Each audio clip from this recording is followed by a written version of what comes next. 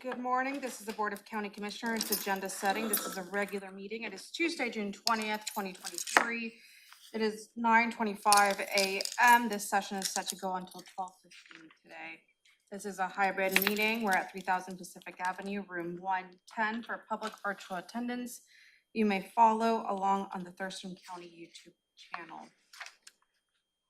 The beginning of our agenda is the review of the Board of County Commissioners draft agenda for our meeting of June 20th, 2023. But before we move to that, I just want to ask the county manager, when are we planning to have the HCP monthly? You have one today Okay. on your agenda, Perfect. and then we'll make it a monthly occurrence.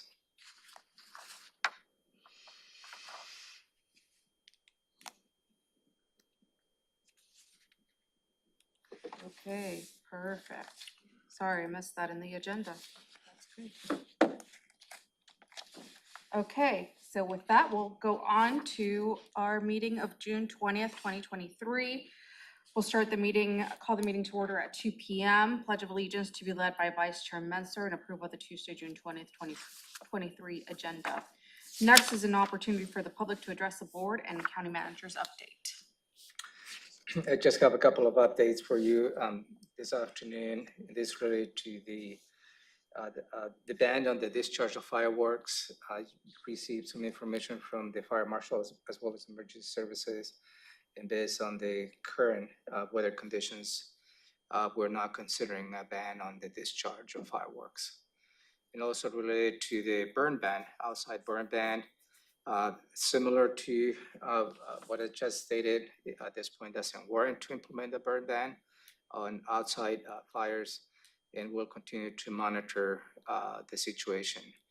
It may put us in the position maybe after the 4th of July to implement the outside burn ban, but at this point it's not warranted. Questions? Long-term outlook on the weather. In the long-term outlook, it seems to be mid to low to mid 70s. You know, the humidity was just checking this morning about 25%. So still, you know, overall conditions a little drier than normal, but we have received significant amount of rain that put us a couple more Little weeks rain into this. coming once in a while. Question? Thank you. Oh, thank you. Sorry. Questions, Commissioner Menser? No. Okay, so with that, we'll move on to consent items. There's items A through E. Item 3A, 3B are approval of the voucher list for the week of May 22nd and for the week of May 29th. Yeah, you reviewed those items last week.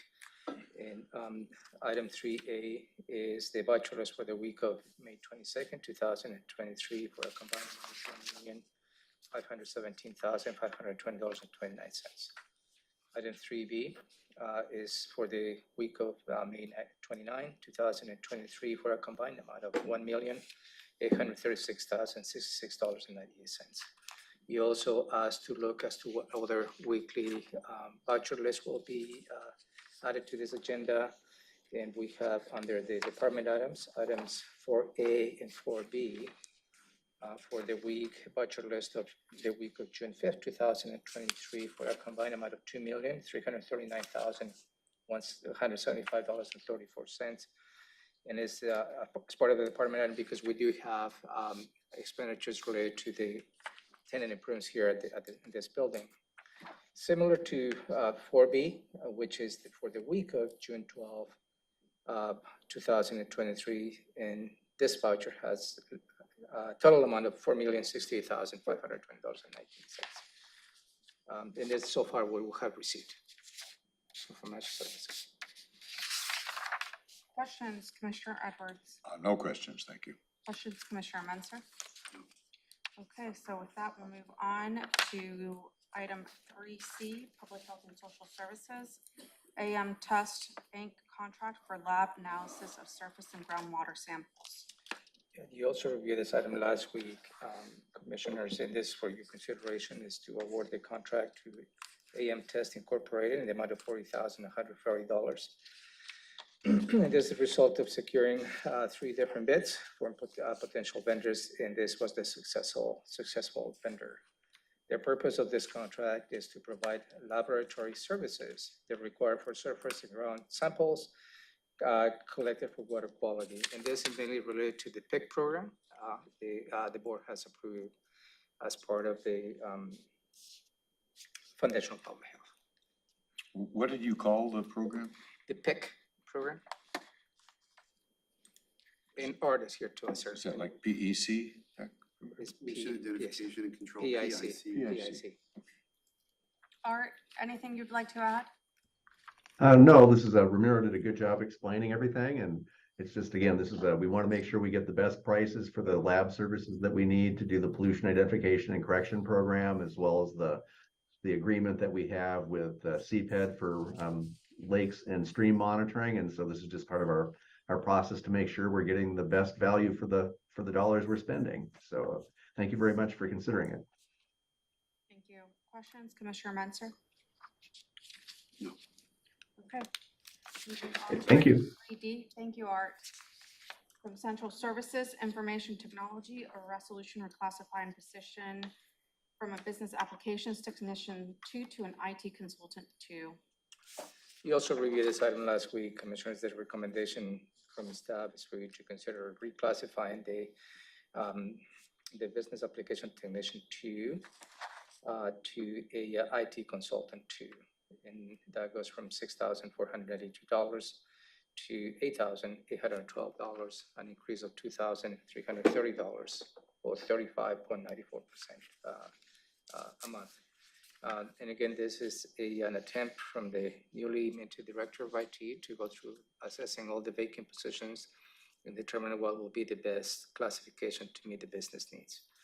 Last week, the board asked to reach out to Superior Court. It appears to be some questions related to the embedded position. So I did reach out to Superior Court and I talked to the presiding judge, Judge Wilson, and Kristen, the court administrator.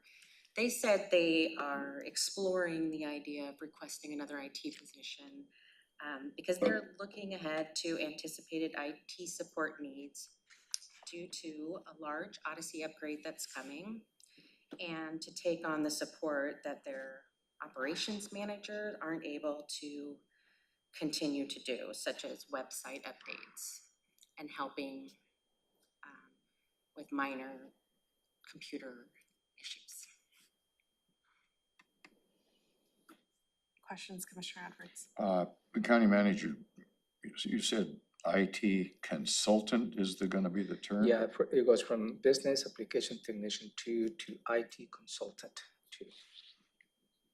Okay, I think of consultants as when we go away from the county ways and go to somebody else, but this is Yeah, not. it's just the name. Yeah. Okay. 34%. There is an existing classification here in the county. Okay. Questions, Commissioner Menzer?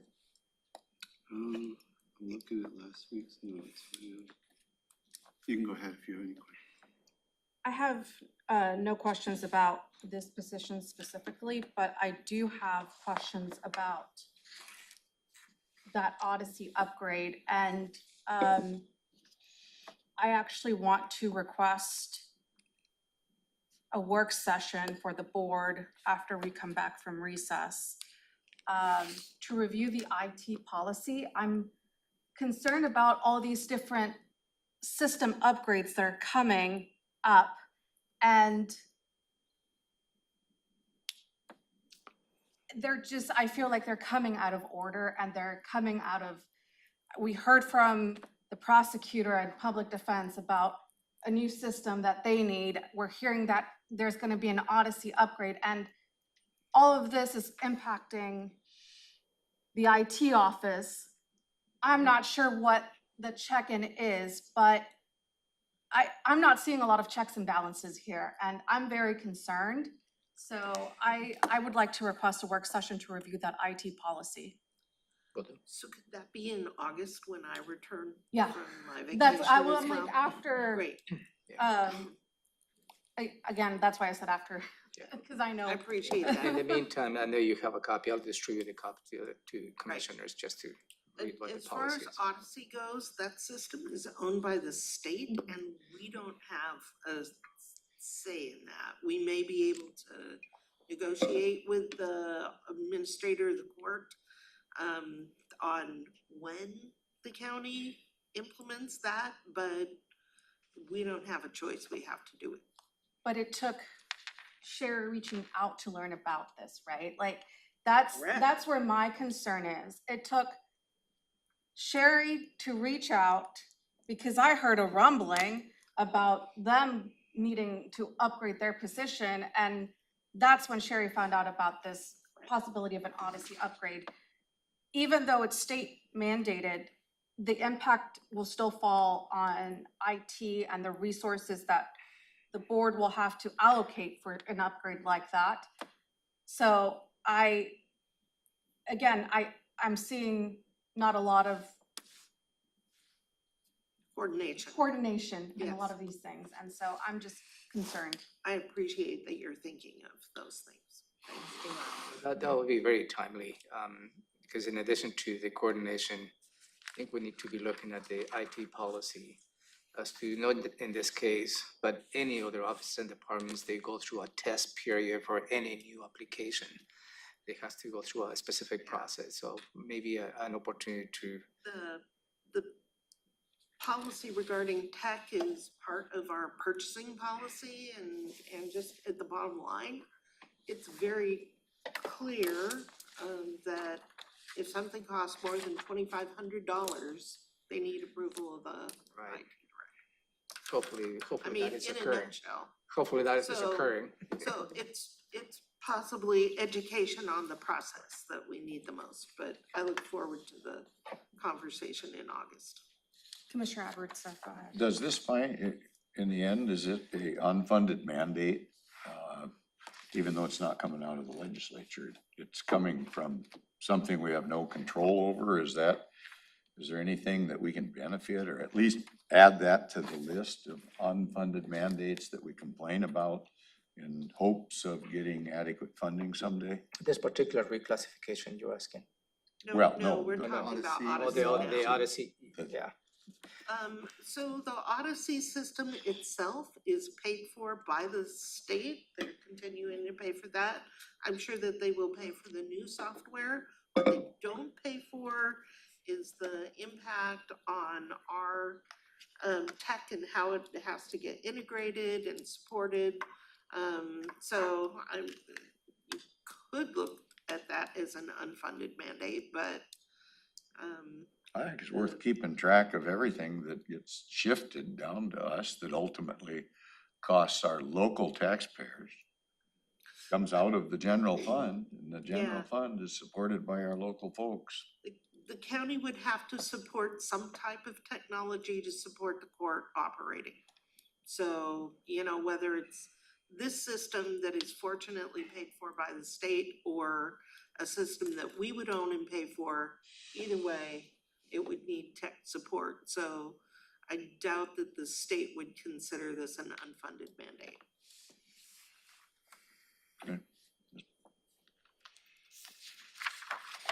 Commissioner Mencer, going back to you, do you have any questions about this?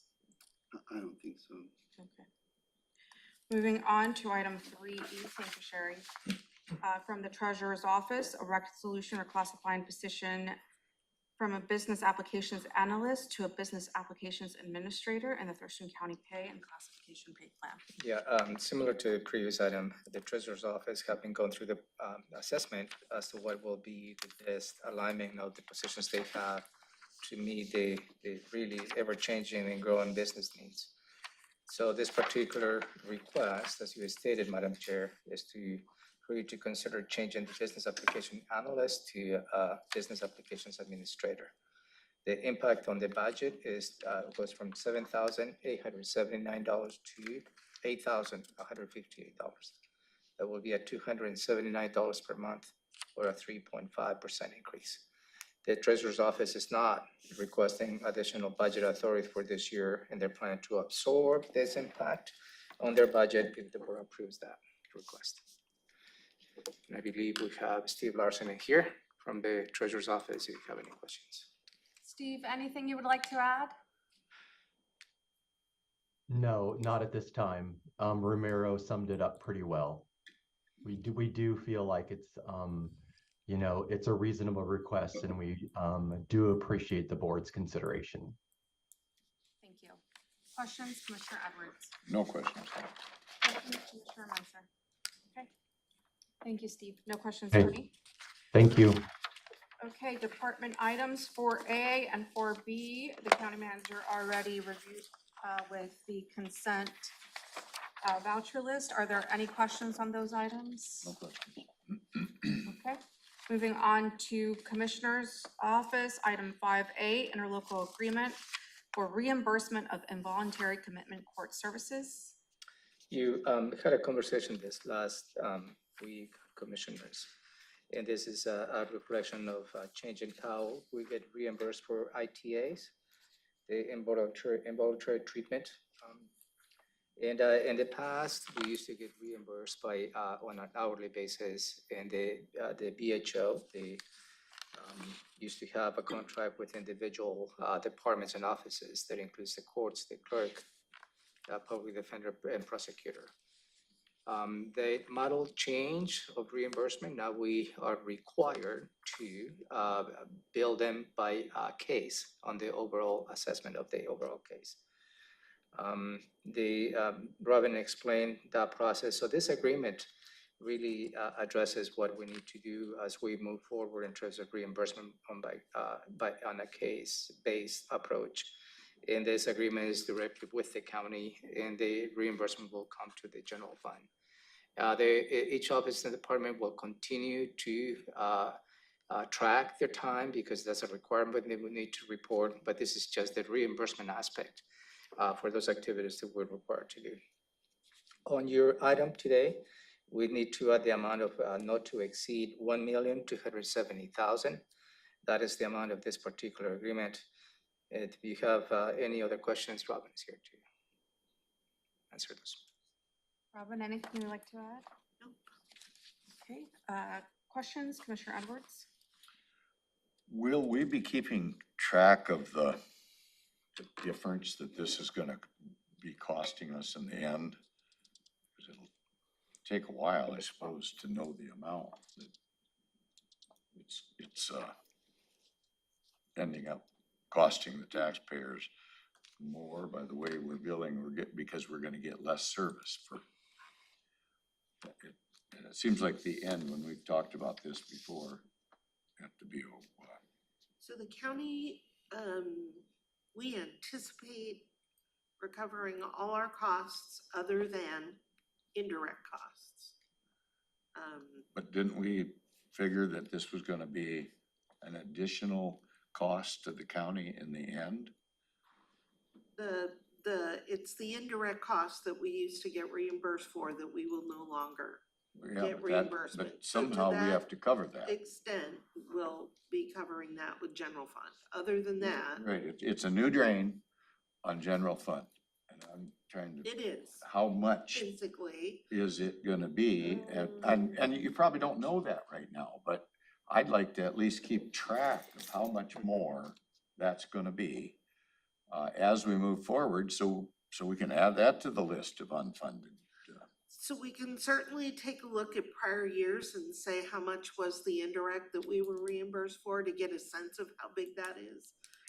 The offices and departments are required to track the cost, and then we'll be excluding the indirect from the calculation of the price per rate per case.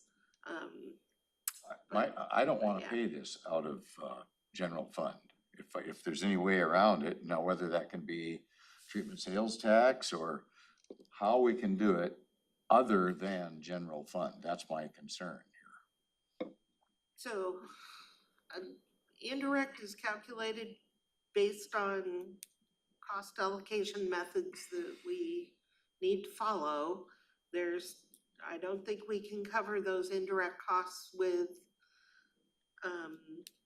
Well- with some other funding source. Won't they be basically out of what would traditionally be Department of Health funding or court funding having to do with the treatment sales tax fund? Well, it's mental health related. I can try to work through this in my, I'll have to think about And it that. has to do with other jurisdictions sending their people down here, and we ended up, you know, being stuck with dealing with it. Now, that's why I don't want it to come out of the general fund. I don't know how we can make it work, but there's gotta be some way we can protect the general fund and put this over on a fund that maybe the state's given us some money to. Maybe we can look at, you know, what would be really the impact of not being able to Claim the indirect. I mean, claim that the is indirect. that's the impact. So maybe we can have a sense of the magnitude of that. Yeah. Maybe on your budget deliberations, can bring that information. And at the same time, whether any other funds can cover that, we can explore that as Or well. could we as a board say we're not gonna pay it out of general fund? It'll get paid, but some other fund that has to do with the health and well-being of our community and mental health and drug treatment. I mean, the whole thing, it's a backdoor draining of the general fund is what it is. That prevents us from doing other things, and we have very limited amount of money in the general fund. So I will look to see if there's a way to do that. In the meantime, we want to recover this $1.3 million in direct costs. Yeah, we need that back. But we need it some way besides general fund coverage, that's all. I think Indirect. we have to probably build a link to whether, let's just pick the TSD, to cover the indirect costs. How we can build a link if no services are provided under the That's TSD investment. That's where we're gonna run into Yeah, so, problems. I need a because little it's bit not, further it's not detail. it's not an actual item hourly based provider from TSD.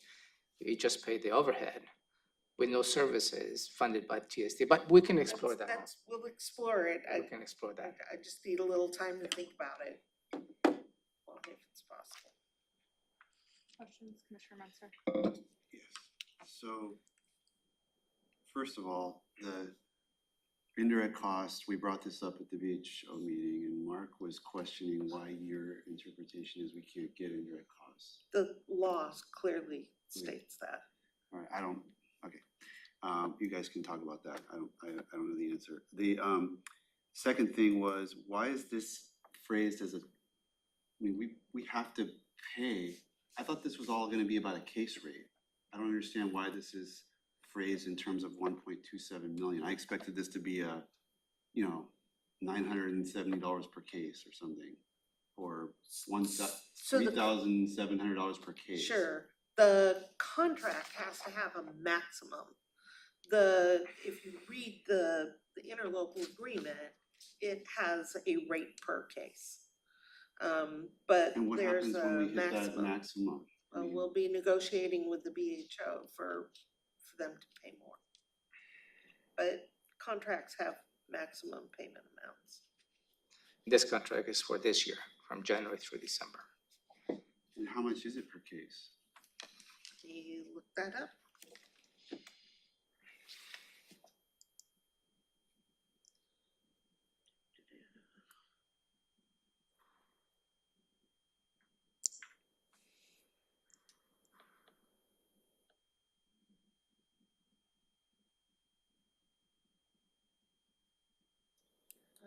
$1,085.15. Okay, and we asked about, at the meeting, or I asked about the question that I raised at last week's agenda setting about if we're getting less money back for the same amount of work, where's that money going? And I confirmed that BHASO is a middleman, and so to speak, and it's not shuffled back to the state. It does stay in the community. It's more money for them. That's why they were asking for more money from the state. But it does at least stay in the community to fund more behavioral health programs, which is exactly what we might be doing with the TST money anyway. So it's not quite the complete slap in the face that it would be if it was just evaporating back up to the state and going somewhere else. So those are the questions I had. I mean, I don't know. I trust you, and I told Mark, I said, well, Robin's been very clear that we can't, that the law, that it's not gonna work, but he wasn't saying that he definitively, but he just was, I don't know how much he reads this fine print of this stuff, but I just thought I would raise that because he was kind of like, well, I'm not really sure why you guys think you can't do that anymore. The committee that developed this rate reviewed the RCW very carefully. Well, he was joking. He's like, I'm not trying to convince you to We'd love to include it in the rate, to but include us, to pay you more, but it was just something I thought I should So bring the up. BHO gets an actual yearly allocation for all the services, and Whatever they comes out of reimburse this us on ITA, that they case. have to pay. And whatever's left, they can distribute into the community for other programs. If they're short, then have to find another money, or Well, I don't know that that's ever happened. It's just been a dwindling of how many other Right. programs they can fund. I don't think we've ever gotten to the point where there wasn't enough money to pay ITA. But, yeah, so I don't know where that leaves all of this. 1,085 per case, and if we were including indirect costs, you think it might be 10 or 15% higher than 1,085. probably. So we'll end up shorted. I'm just trying to protect the general fund. So can I just, I need some clarification Yeah. from the two members who sit on that board and me sitting kind of here as an outsider almost. And trying to connect Commissioner Edwards' points and Commissioner Menser's points. So your concern is that we're paying for the ITA costs out of general fund, but then later getting reimbursed? We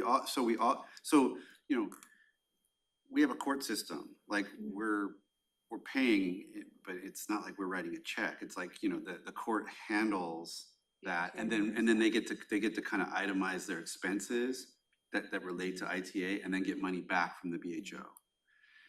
That's all gonna happen now, but on a case by, rather than the judges itemizing their time, the prosecutors itemizing their time, the public defender itemizing their time, we're just gonna get, they've calculated a per case rate. Okay. But, which in theory would be a wash, except that now apparently the law is tightened up to where we can't include our indirect costs. So it is gonna hurt us in terms of we're gonna get less back to the general fund by the percentage that indirect costs, factor in. And that's almost all general fund, just because that's how our court system is funded.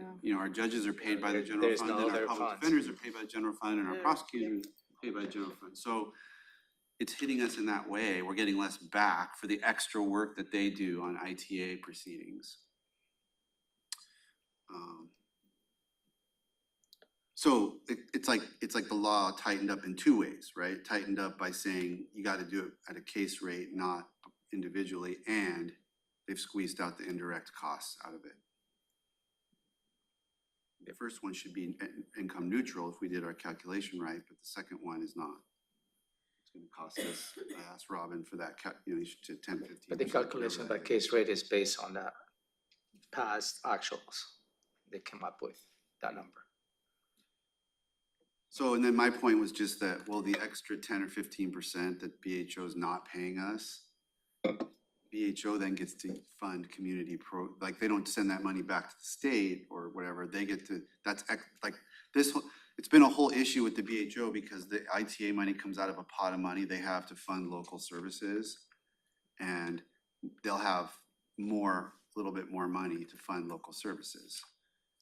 But in the end, It doesn't the help Thurston County government. is paying that 10 or 15% or whatever it is out of general fund, Right. which they just keep nickel and diming the general fund for a lot of different things that we don't recover from.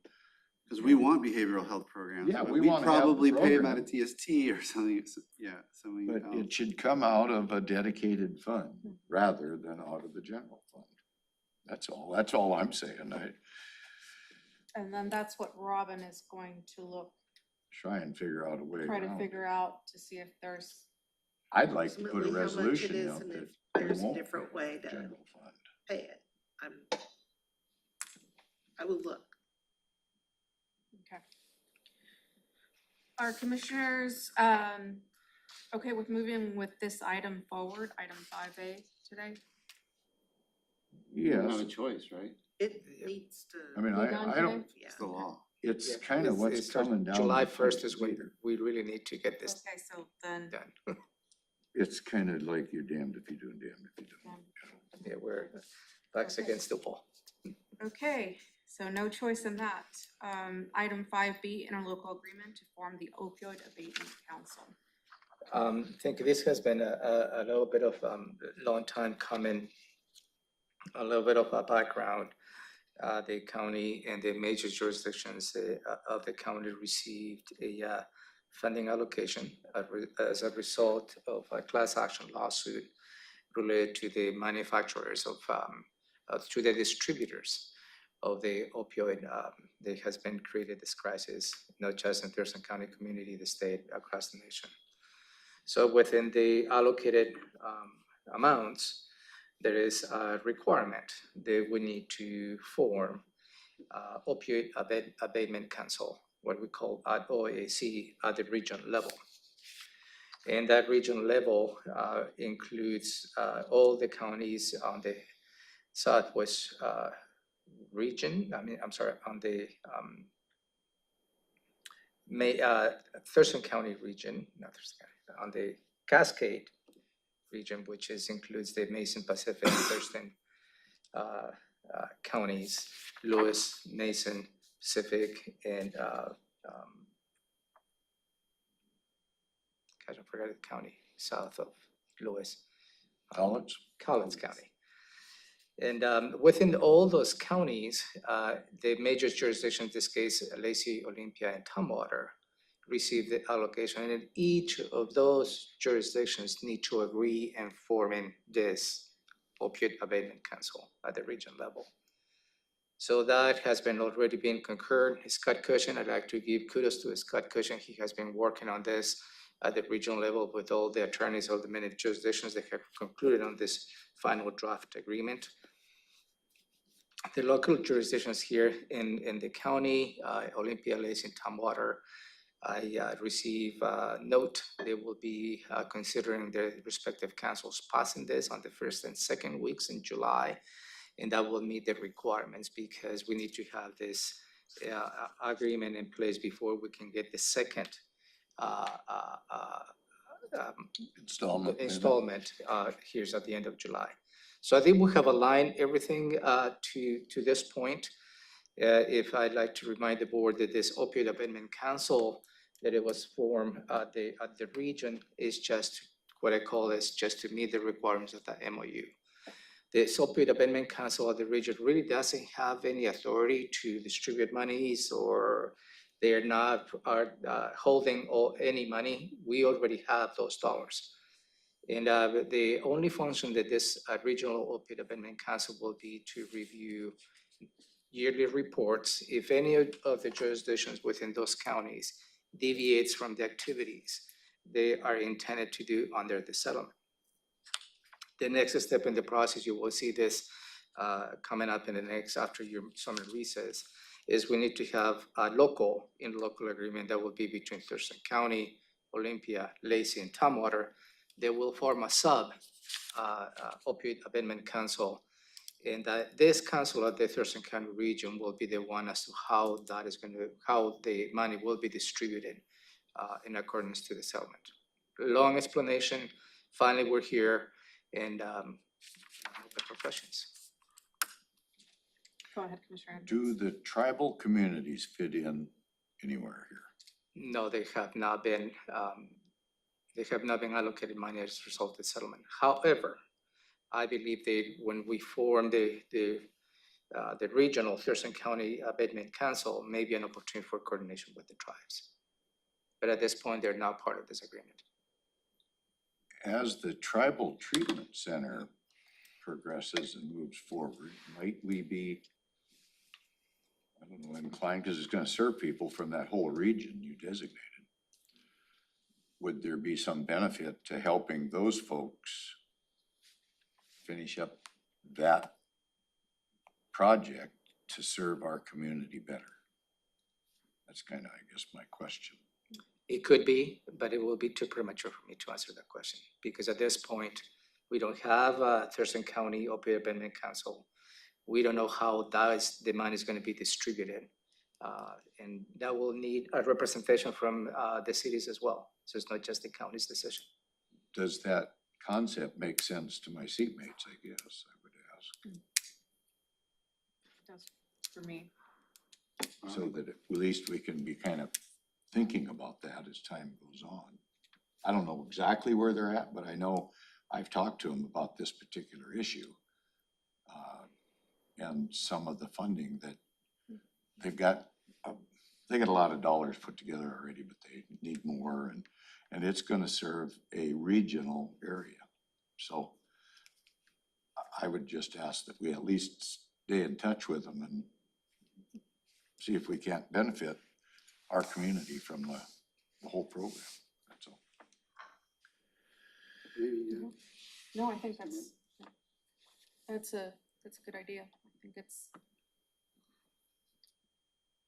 I believe the update that we got at study is that their plan is to open by the end of 2024. Is the deadline or the timeline that they're looking at, so definitely worth having a conversation about. Commissioner Mensah, any questions? So will we be taking this to the Board of Health or something, or just can we tell the health department, hey, pay attention here and follow along? Let's come up with a solution. I can't do that myself. Well, the public But if health my seatmate- director is on Zoom, so So if I might to remind you, the cities also have a say in how the money will be distributed. Sure. So I think this is a great project. I believe the Nisqually tribe had made the same argument to the city representatives from the city of Olympia, Lacey, and Tumwater. But first we need to build that structure as to how we're going to be distributing the money. So at this point, I don't think it will be, with all due respect, premature to provide you as commissioners a direction that you'd like to have an outcome when other jurisdictions need to be part of the decision-making process. I think that is a valuable project. I think it will be great for the community, no doubt in my mind. I'm just looking as to the steps that we need to take before we get to that point. Yeah, I'm definitely not saying do anything, but at least let's follow what they're doing, because they are gonna end up serving our whole regional community when it comes to mental health and drug addiction. So I would think we'd wanna participate with them as much as we can. They're the ones that are stepping forward and putting this center in. I saw David hand.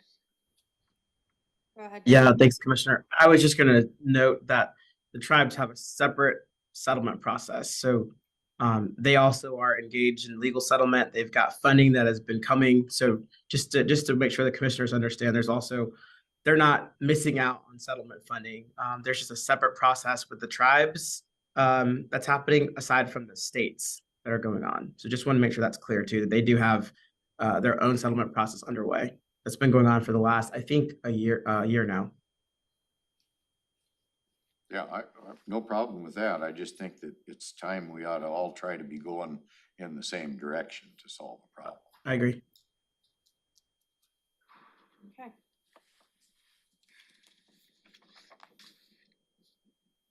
I think, when is the next joint meeting with the tribe? I don't have it in my mind. I don't know when that is.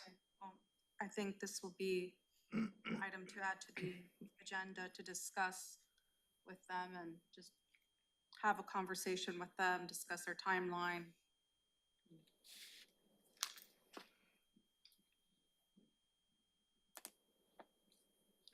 Okay, moving on to community planning and economic development, item 6A, amend the public hearing date for the Olympia Joint Plan update.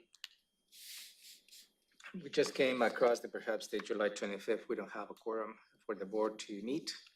And that this action was taken prior to set a public hearing for July 25th.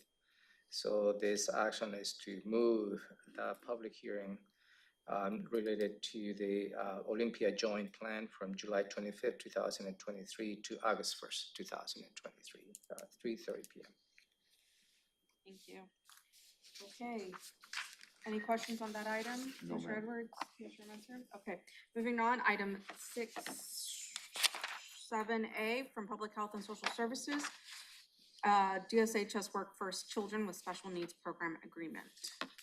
Yeah, this is for your consideration, is to amend the current contract that we have with the Department of Social and Health Services for the Work First Children with special needs to receive an additional $78,500.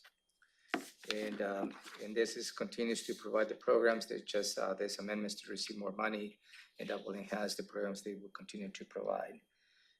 In this performance of this contract is from June 25th, 2023 through June 30, 2025.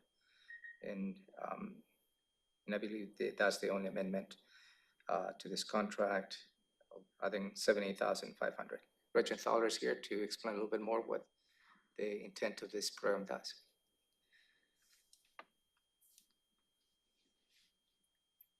Commissioners and county managers. I'm Gretchen Thaler, Division Director for Community Wellness at Public Health and Social Services. And this funding allows for our nurse, Bonnie Peterson, that does children's special health care needs, to go and do an evaluation with a family who has a child with special needs to determine whether the parent is able to participate in Work First supports from the state, or whether the child's special need interferes with them participating. It's something she's been doing for many years, and we've been seeing these requests increase over time. So they are not only extending the contract, but increasing the dollar amounts up too. Thank you. Questions, Commissioner Edwards? Hard to question when Gretchen does a good job, and then because of that, she gets more money. So I don't think I have any questions. Questions, Commissioner Menser? Thank you, Gretchen. Thank you. Item 7B is amendment number 14 to the Washington State Department of Health 2022 through 2024 consolidated contract number CLH 31030.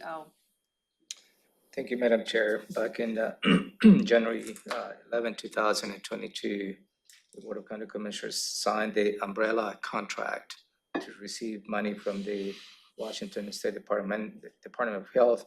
And this is also known as the consolidated contract or the CONCOM contract. They allow us to provide services related to the public health needs of our community. So this is amendment number 14 for your consideration. And this amendment will add an additional $1,180,980. So that will put the total contract for this this agreement to $13,729,863. And the performance date of the contract will be January 1st, will continue to be January 1st, 2022 through December 31st, 2024. David is here to answer any questions or our additional perspective. David, anything you'd like to add? Nope, county manager said it well, but happy to answer any questions. Questions, Commissioner Edwards? No questions. Thank you. Questions, Commissioner Renser? And so this money has to be spent by December of The 24. Yeah. next year, right? Okay, and then last I was about to say last year. Last week, we had the conversation about this going through the financial subcommittee to brainstorm. Is that still Oh, the Board of Health? for the Board of Health? Yeah, that should be part of the conversation coming up. Yeah, we have our first meeting tomorrow morning. Commissioner. Okay, great, thank you. 7C, Amendment 6 to Healthcare Authority Contract 43971, Criminal Justice Treatment Account. So items 7C and 7D are somewhat related. The county receives a yearly allocation from the Criminal Justice Treatment Account.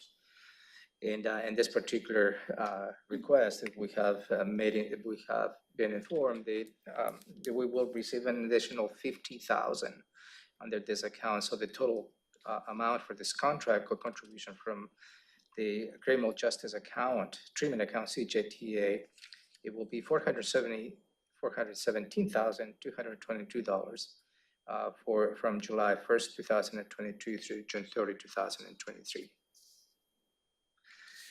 And so this first item is to receive the money of $50,000.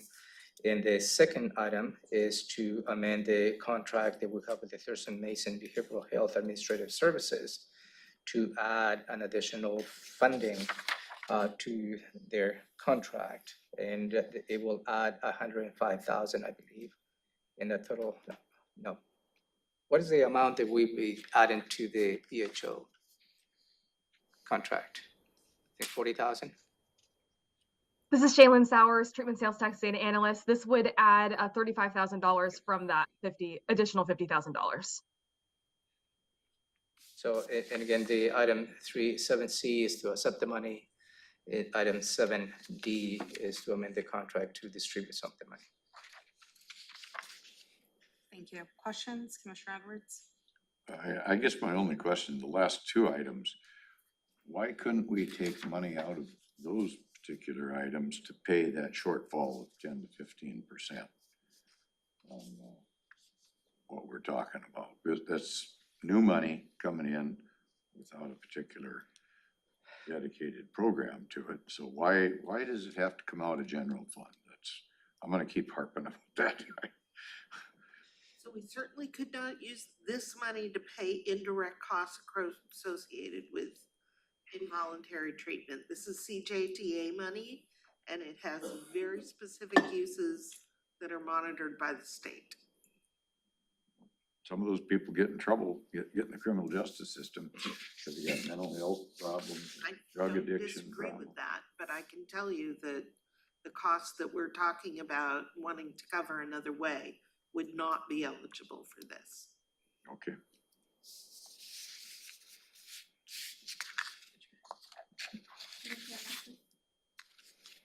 Okay. No questions for me. Thank you. Are we gonna update the contact? Yes. Yes, we will update the contract as soon as we.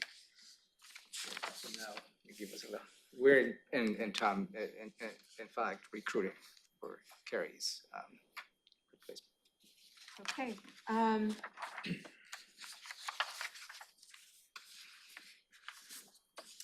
Item, did you cover item D with? Yeah, it was. So it was together.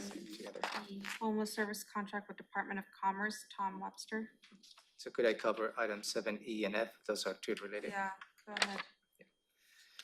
So the first item, and this is related to accept the money from the Washington State Department of Commerce for homeless services for $21,550,000, and that will cover a 2-year allocation.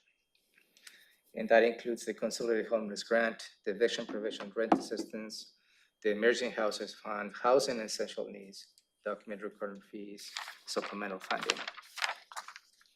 And so this item 7E is to receive the money through this contract. And item 7F is to distribute a portion that will be the first year allocation.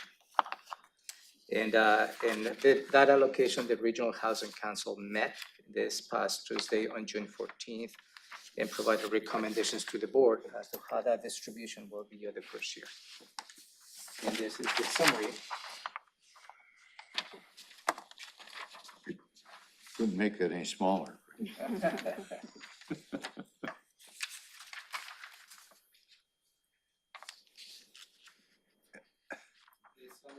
distribution.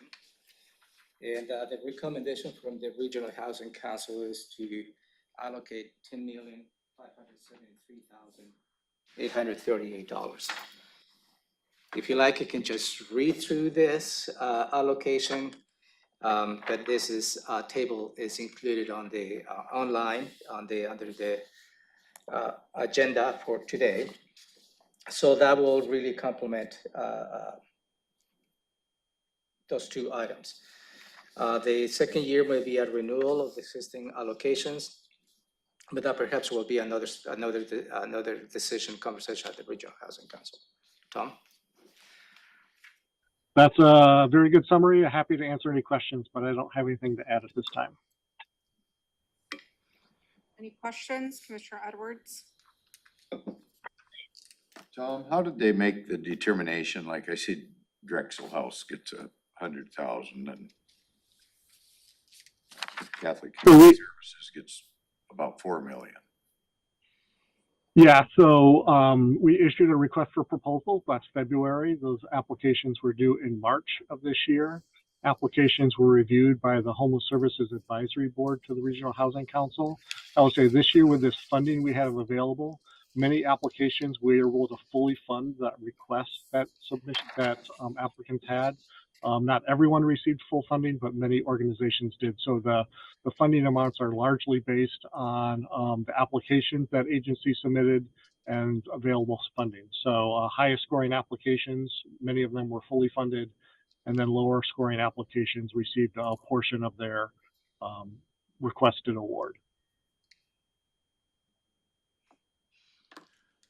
Okay, well, I might want a little more information about that at some point, but not today. Thank you. Questions, Commissioner Menzer? Curious about, Tom, maybe if you have any information about the Billy Frank Jr. Case management item. That's a project that I know where it is, and I don't hear much about it. And I'm just wondering if you had a status report on that, like how many folks are there and how has it been? It's been there for a while now. Is it working well? Has it been a successful project? I mean, Lehigh's, I'm curious because we're going to be entering into partnerships with Lehigh on some other projects, and here's one that they're operating right in downtown Olympia. And there's this request for case management. So what can you tell us about that? Yeah, it's a good question, and I can do some more research. I don't have a lot of information on that project. It is a new project for us. We have not provided funding to Billy Frank in past years. We did not provide capital funding for that project. So it's not a project that we've had a lot of involvement in the past. And so this application did come in requesting for additional case management support to support those clients there. It is intended as permanent supportive housing. So this will be providing case management, those services. I did not review this application myself, so I can go back. Keely's out this week. But I can try to do a little more research for you on that. But it is a new project for us and a new, not just the activity of supporting the case managers, but it's the first time we've provided funding to that Billy Frank project. All right, well, I would appreciate that, and you're helping me understand. You're helping me understand why I don't know as much about it as I feel like I should, because when that project went up and and I was watching it and I was just like, why do I not know more about this? And it's, you're confirming that the county hasn't really been involved. And so I would be curious kind of how that project is structured and what the early evaluations of success seem to be there. Great. Yeah, I will get that information for you, Commissioner. Thanks. Thank you. I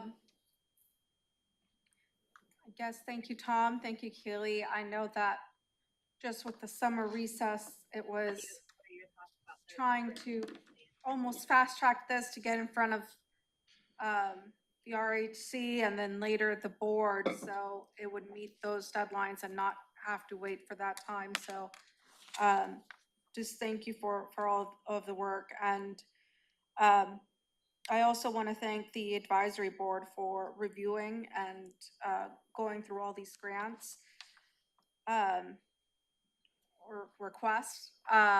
It's not easy, grading these, and it's quite a lot of work, and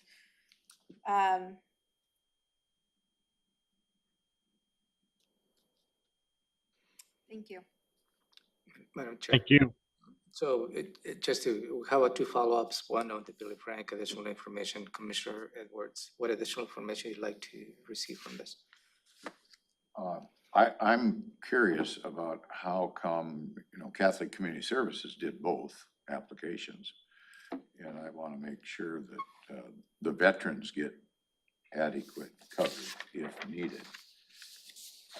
And I'm just kind of looking out for rural America in general. I mean, Rochester does a lot down there and they get a little bit, but could they do more? I just see some big disparity in numbers, that's all.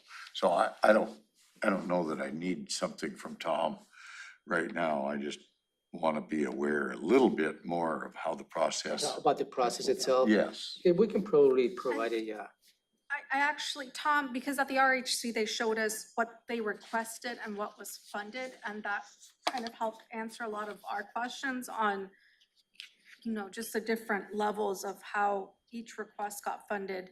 So, Tom, I'm not sure if we can add, or maybe provide Commissioner Edwards that information that was provided to the RHC, where it showed, what the organization requested and what was funded, and a lot of these organizations got fully funded. in some portion.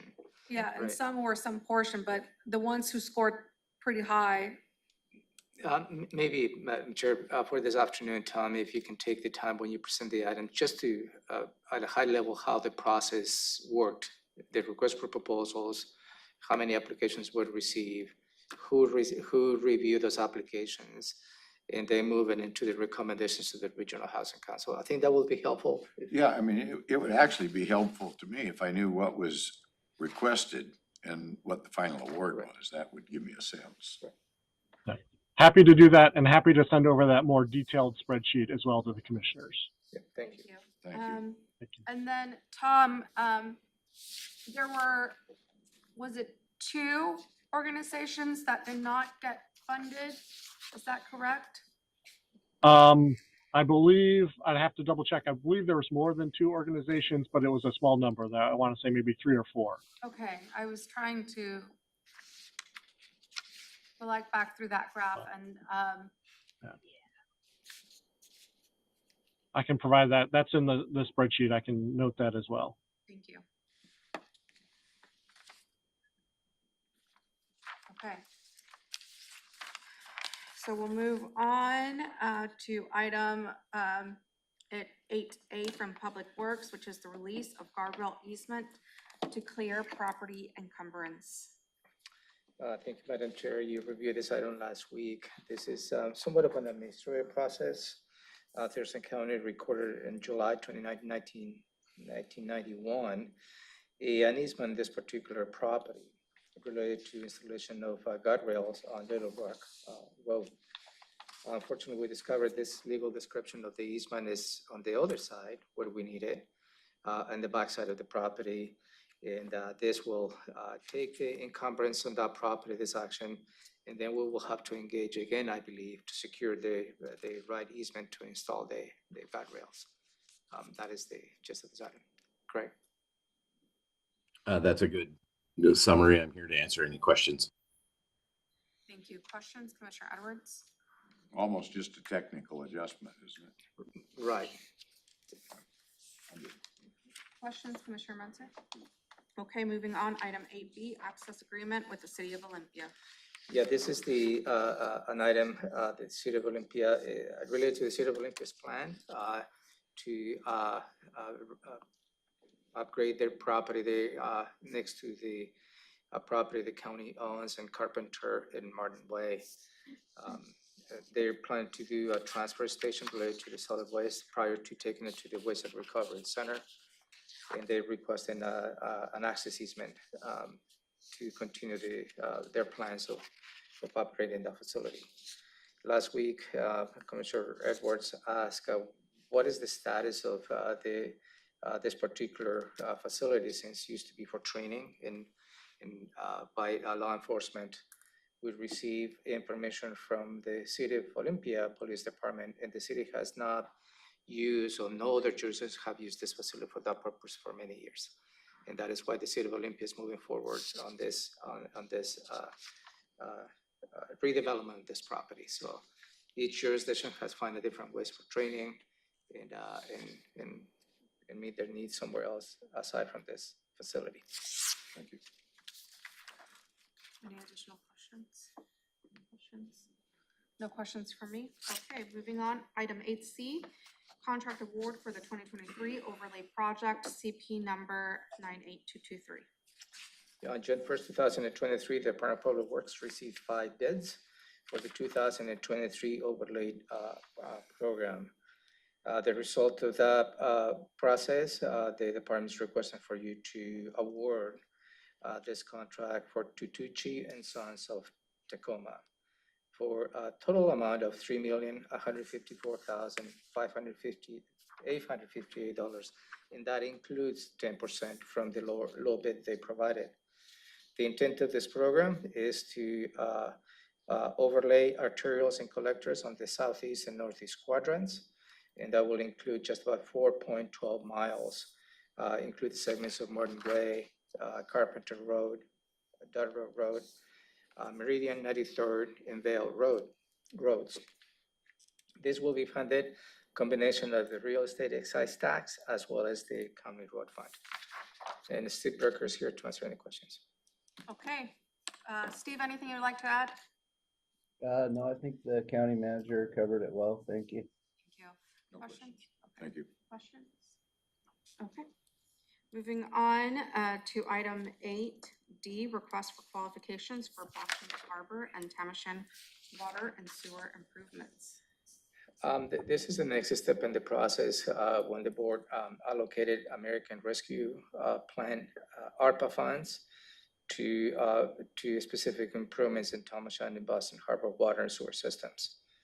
This request is for you to authorize the Department of Public Works to issue a request for qualifications for architectural engineering services to start developing those the designs and appropriate estimates.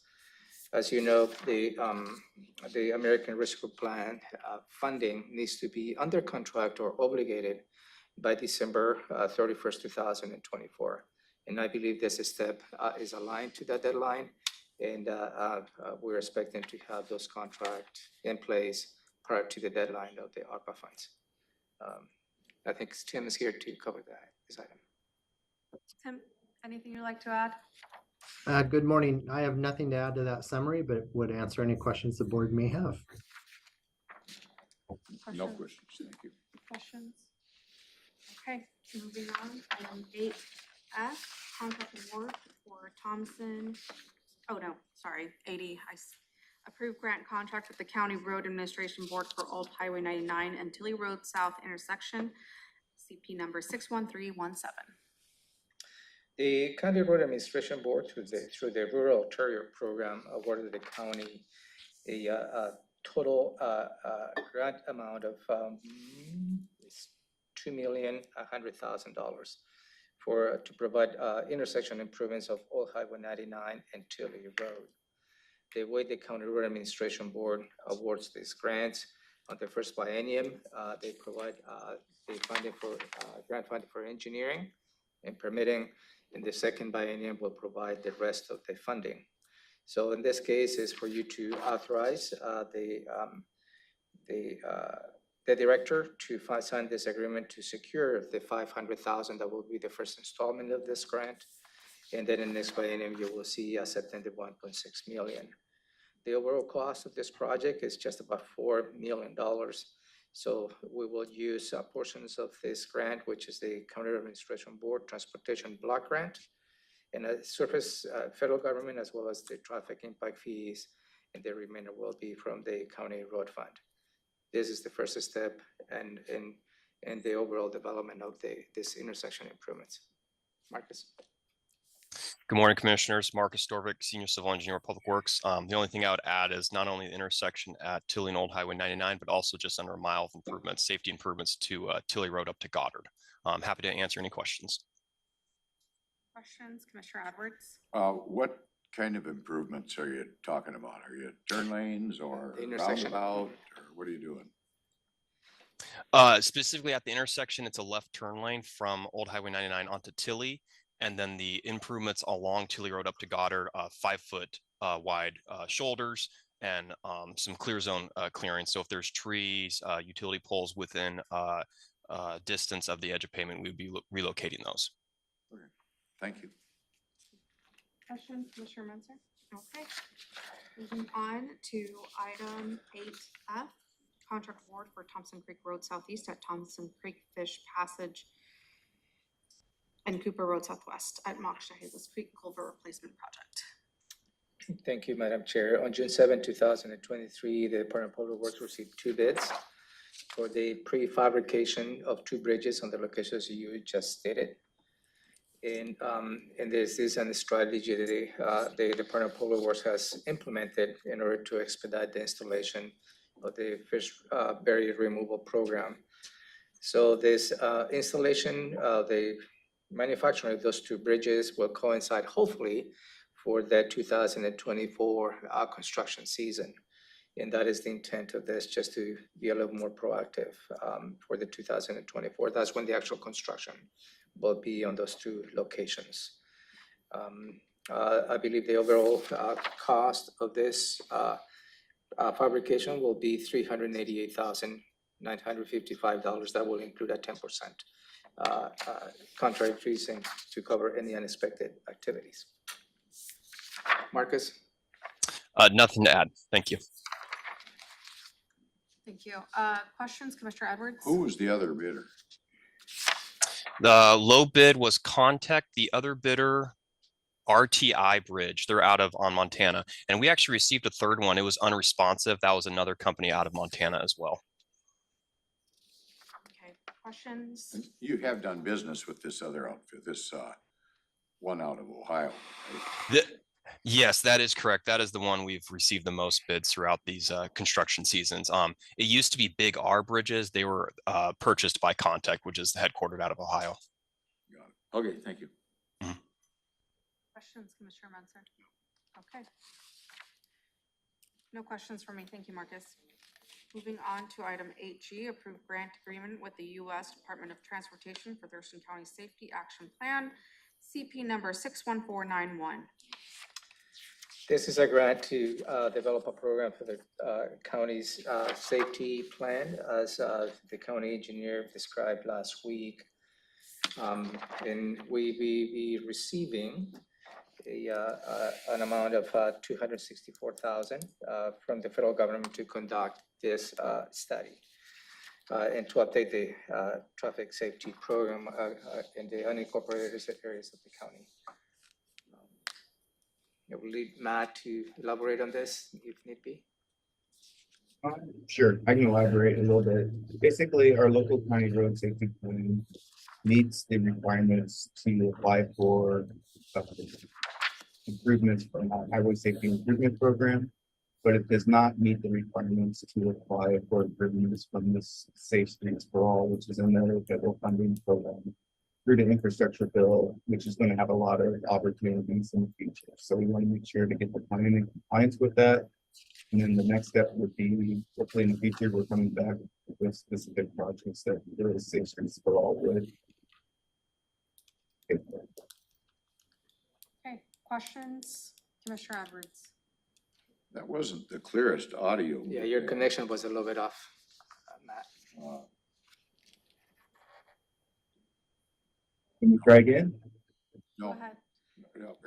Yeah, condense it, just quick. Okay, so basically our plan meets requirements of one federal program, but not another federal program. So if once our plan is updated, we'll be able to apply for construction funding from an additional federal funding program in addition to the one that already.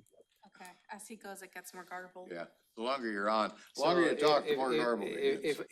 If I may, this particular program is a requirement in order for us to access federal grants in the future. And also the results of this program will feed projects in the transportation improvement program, correct?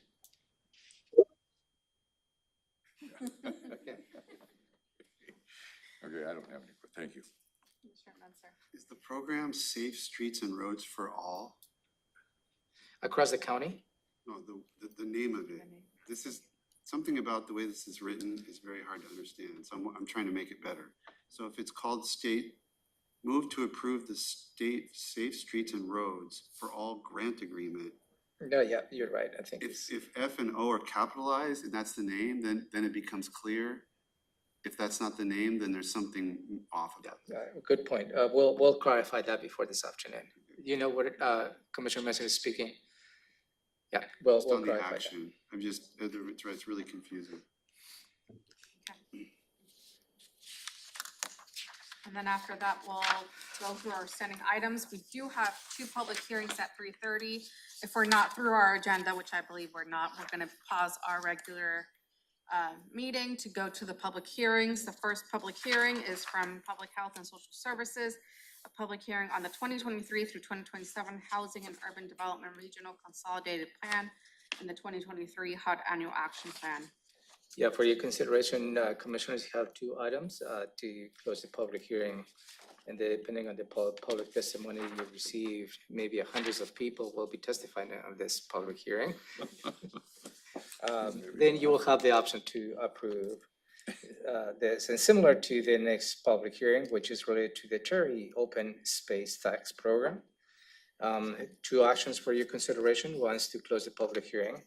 And the next is to, depending on the public testimony, to approve the enrollment of the 12.4 acres on the Cherry Open Space. And at that point, your day will conclude. Thank you. Questions, Commissioner Edwards? I'm optimistic. I think we're gonna get done. Questions, Commissioner Menzer? Okay, thank you. So then that will conclude our agenda for our meeting of June 20th, 2023.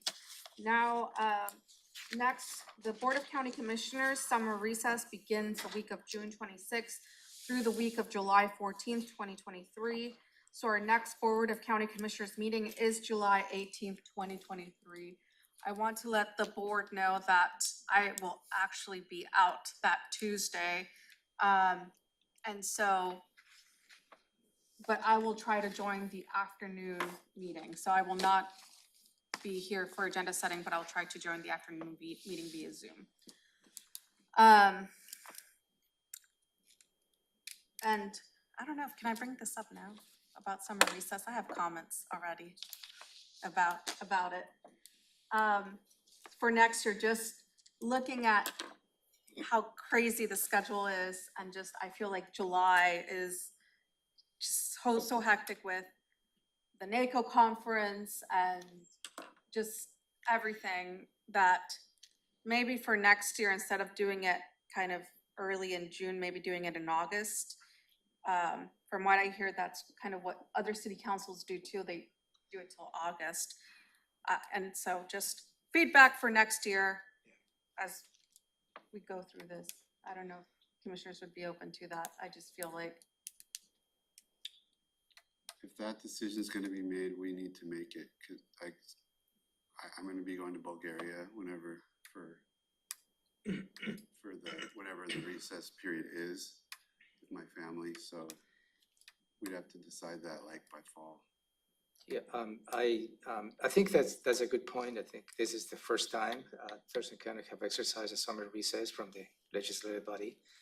I think we'll see how that works from the staff point of view, from your obligations point of view.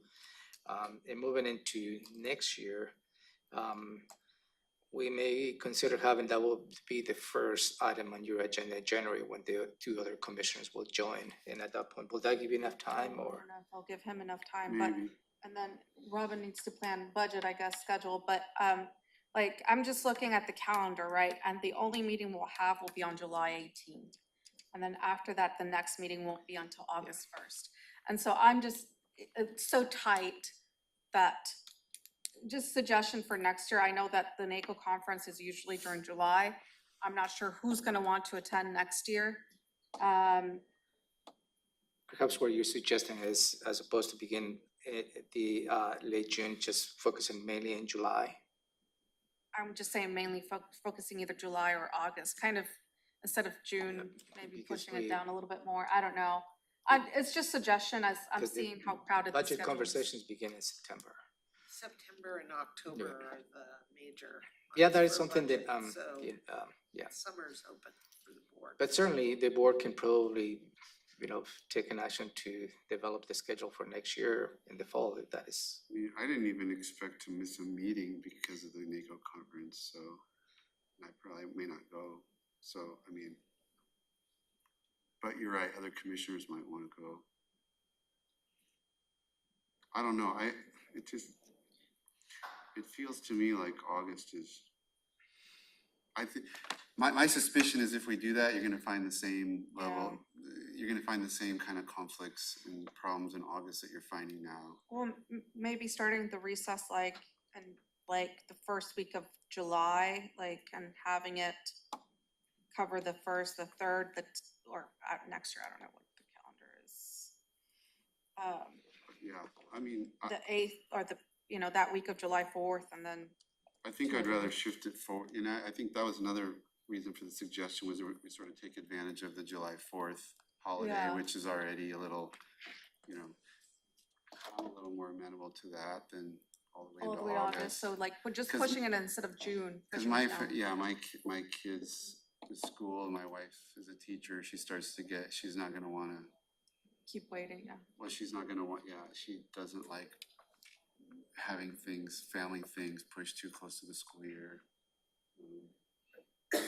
Which is part of the whole thing of trying to orient the commissioners, like family stuff all together, so we're not having commissioners in and out of meetings. I'll work with you guys. But yeah, this one, Yeah. we can get through this summer and just kind of reevaluate. Yeah, Right. because I'm just looking at my schedule and just how tight everything is, and then throwing NACO right in the middle, right after recess for me just messed it up completely for me, because it was just like, okay, now I'm just trying to balance it out. So that was just one of my suggestions as we move through this new process. Okay, proclamations and awards and advisory boards and commissions. Good morning, Jamie Caldwell for the board. The proclamations have received a request from the Thurston Regional Planning Commission to proclaim July 16th as World Transit Day in Thurston County. I've included their request in your packets for review. We don't have any proclamations scheduled for the month of July, and the first meeting after the summer recess, as previously mentioned, is July 18th, so this would have to be a retroactive proclamation if you decide to approve the request. For boards and commissions, the standing application for the Historic Commission has been included for your review. The commission met last Thursday and are recommending appointment as requested. I also received a request from the Timberland Regional Library Board of Trustees to affirm the appointment of Brian Mickey to fill the chair for the remaining term of Brian Silstra for his seat. I have included the request for your review as well, and outside of any questions, that's all I have. Questions or comments, Commissioner Edwards? I guess I just question the need of a proclamation for everyday activity, I guess. That's all. Ty's got it. They did suggest that if you guys don't wanna go forward with that proclamation, that they would like to come in and schedule a review with you just to kind of update you on, I believe this is kind of an expansion of their program that they're currently doing for rural transit, so. Who wants to do that? The Thurston Regional Planning Commission. Planning Council, the TRPC. I think a briefing would be. Yeah, I probably. think that'd be more appropriate.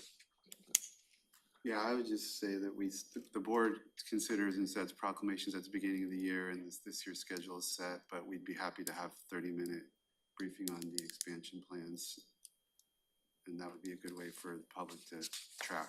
Okay, perfect. Okay, and then on advisory boards and commissions, are commissioners ready to move forward on Charles Gould, who's an appointment for the Historic Commission, and Brian Mickey for the Timberland Regional Library Board of Trustees. I'm okay. Okay, so we'll add those to the consent agenda. Okay.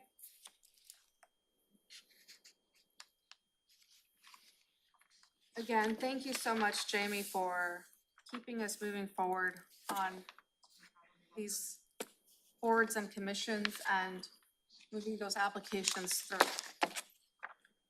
Okay, PIO check-in. Good morning, Commissioners. Megan Porter, Public Information Supervisor, and the Thurston City. Any questions for Megan? Commissioner Edwards? No questions, thanks. Commissioner Menzer? No. Okay, legislative update, there's nothing. I'll take that out for next time. Until. And then briefing, public hearing decisions pending.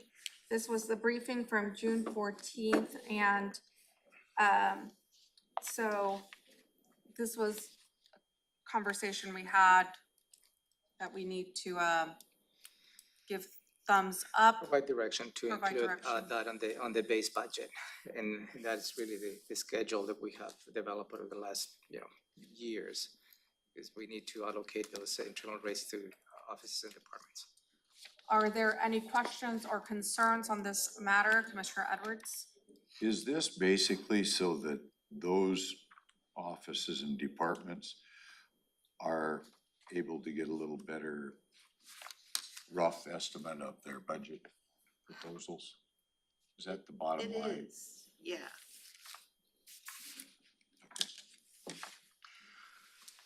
I don't have any more, thank you. Okay.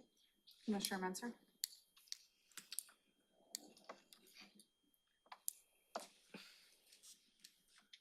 I'm glad you gave us a few extra days, but I don't see that there's any real, Okay, nothing so, really you can do with that time to make the situation any different. okay, so thumbs up, thumbs down? I guess thumbs up, but reluctantly thumbs Like, up. that was a reluctant thumbs up. What are you gonna do? 1, 2, 3, okay. Thank you. Okay, let's go ahead and take a break. It is 10:47 and we'll be back around 11:05. Thank you.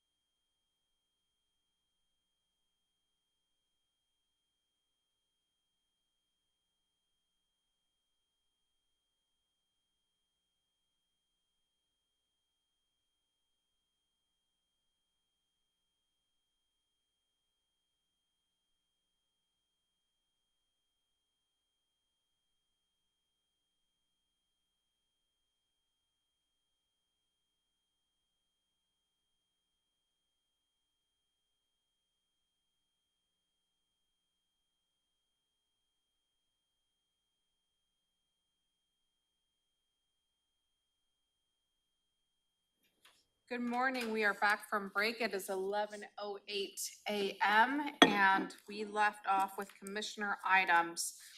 So for timing reasons, we do have an executive session for personnel issues.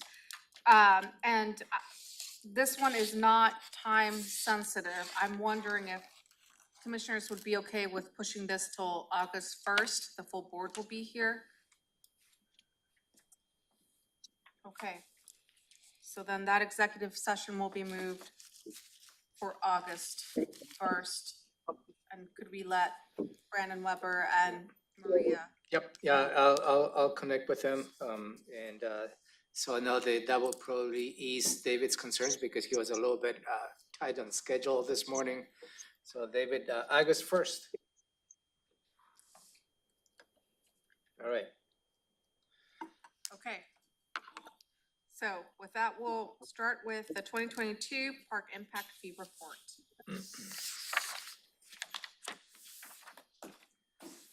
And we have Director Jennifer Walker from Public Works. Good morning, commissioners. This is an annual report that's done. This is on our 2022 park impact fees, the revenue and expenditures. Just as a refresher, the park impact fees are collected just under the premise that new growth and development should pay a proportionate share of the cost for new facilities needed to serve the growth and development of the county.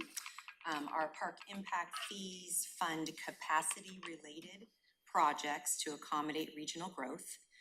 They cannot be used for maintenance and operations, and they can't be the sole source of funding for a project.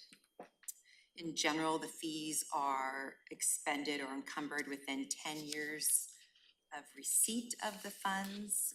We have a fantastic finance team that tracks all of that, and so we take that first in, first out approach. Since 2013, we have collected just over $5.4 million and invested approximately $2.6 million. You'll see page 1 of the report shows those revenues that have come in. Specifically for 2022, we collected $853,222.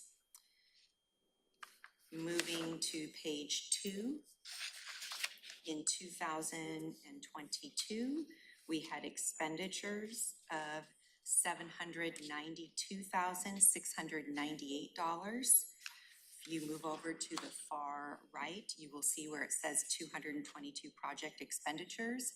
That shows you the specific projects where park impact fee dollars were spent. You'll also notice that there's a few of those projects that are carried over into 2023 because generally our projects spanned over more than 1 year. Is today like a legal requirement, or are you coming to us with a problem of some kind? This is informational only. I'm coming to you with 0 problems, so. That was recorded. That was recorded. Today, This being today. put on the board for the public to see, Is this available online? it's available, okay. This has been posted online. So this is, generally, this is done as a part of the state parks and trails presentation that we do annually, but that kind of got moved out. So we generally try to do those the beginning of the first quarter of the year. So that's why this is separate. Generally, you'll see this as a part of a larger presentation to the board for parks and trails. Any questions, comments? So the ending fund balance on this is $3 million? As of the end of the year, yes. As of the end of 2022, yes. So in the last 6 months, is that investment earnings? Is that also as of the end of 2022? Correct. So that could be substantially more by now, I suppose, huh? That investment earnings is for the life of park impact fees. Oh, the total amount? Since 2013. So you see what was So collected. 5.5 or whatever. So in 2023, we really got on the stick to spend down some of the accumulated balance, and I'm wondering what was the explanation for why we were not able to spend? Like, why was there kind of low spending prior to 2023? Well, because we try to have funds available to maintain before we build. And so when I first came on, one of the responsibilities I was tasked with was finding a sustainable funding strategy for parks and trails. One of the strategies that we're implementing that we developed was add capacity to our existing infrastructure. So you're seeing improvements, better capacity projects added to our existing parks. We are going to be adding more to maintain, right, with the board's approval of the trail connectivity program and dollars going to that. So try to be very mindful of whatever we build, we have dollars to be able to maintain. The restricted? Is it, I know we're like investing in trails. Is it fair to say, maybe not, but it seems like a trail might be like acre for acre or whatever, like a trail might require less maintenance than a park. Is that true or not true? I don't know that I don't know that Because we're really reluctant to like add any new parks, but we are going forward with some new trail projects.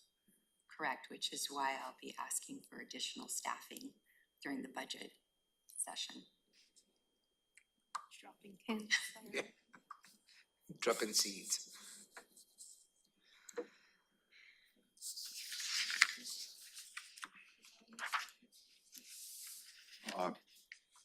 This money can be spent on maintenance, No. construction Capacity only. related.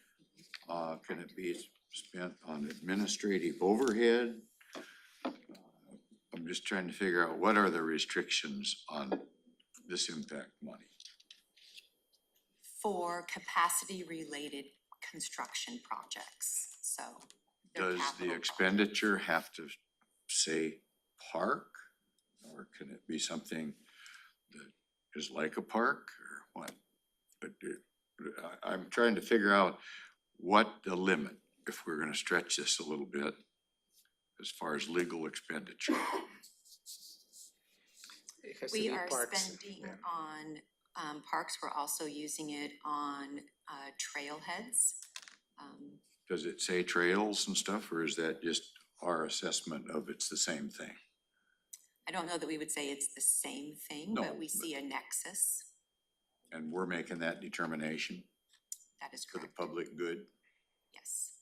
I guess where I'm going with this is, why couldn't we use this funding source for administrative overhead for lakes management? Because lakes management, it's very similar to a park. If you would look at it from the perspective of the citizens that get to use it, as long as it's got a public access. So we can't even use this for administrative overhead for the parks. Oh, that's what I'm much trying to less figure the out. Lake You- Management Yeah. District. It does say that you can't use it for certain things then. Construction only, Capacity no related. M&O. Because think in terms of impact, the name of impact fees, any type of additional development creates an impact for us to create capacity. Whether it's roads, schools, fire, it's all an impact related for new development. It is the same in here, presumably, new development requires additional park needs, which we need to create more. That is really is new construction, adding new capacity for parks. So say we've got a park on some lakes, we've got parks that we could, build a shelter or a dock or And, different things like that.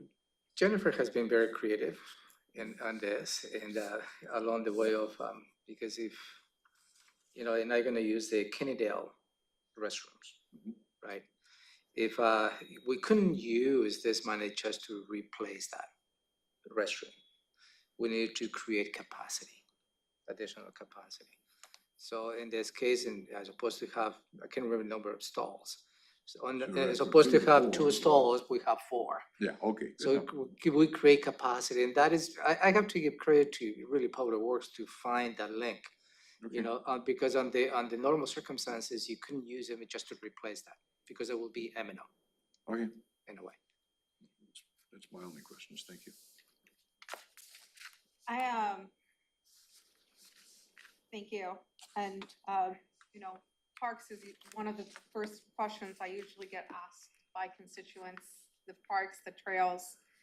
And so just letting them know, right? In the past, it really hasn't been a commissioner priority, or there wasn't funding, or, it was just, it just hasn't been funded. And so Public Works has been doing what they can with what they've been allotted in terms of funding for parks. And so, thank you to Public Works for this. And I know that just seeing all the projects that are being worked on, the Burfoot Park restroom, I know I was thankful for that as I went down the trailhead and then having to come back up, and it was a straight shot. But just those investments, the community is just very thankful for, and it's something that the community has noticed in all of the different areas that we're funding. So just thank you. Thank you. Thank you, Jennifer. Okay. Habitat Conservation Plan update.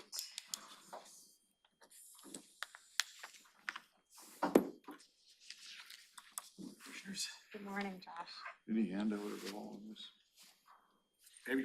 We have a little sheet. It's a draft, but well, Okay, it's a work in progress. thank you.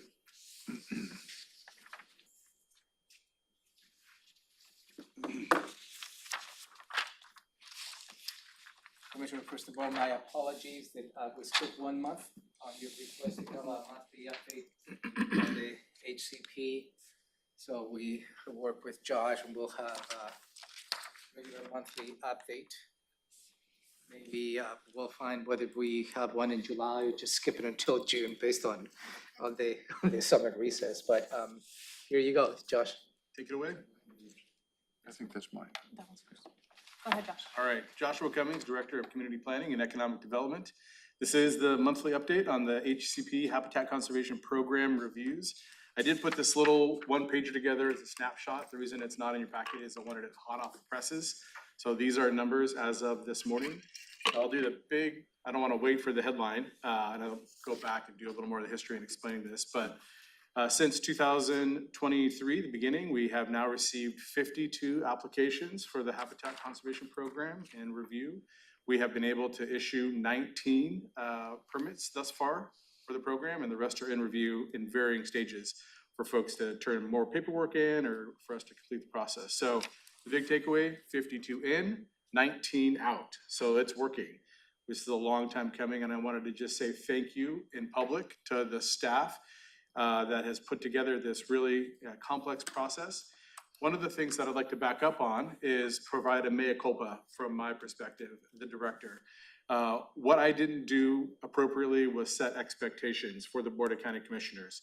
In my presumption, every new code and ordinance takes at least 6 months to a year to ramp up into implementation. But from the perspective of the community, that's what this bar at the top is. I recognize that this has been ongoing for a long time, and that when we said the codes and ordinances would be passed in December of 2022, which is what the Board of County Commissioners did, I, at that point, should have said, all codes and ordinances take a little time to ramp up. You don't just hit the ground running because you've got the design and blueprints. You actually have to build the process. And that wasn't made clear to the commissioners or to the public. Like I said, 6 months to a year, like the ADUs, took about a year to understand what we were going to get applied for and how to implement the codes and ordinances that the board approved. That our team was able to build and implement this brand new codes and ordinances within 4 months and have 19 permits out the door. That is a huge success. And I know that it can be frustrating because the expectations weren't set appropriately at the beginning by me, but I'd like to adjust those expectations and recognize that your team in Development Services, CPED, has done an outstanding job in service to the community. We've met with at least 52 folks doing internal free reviews so that we can understand the process together.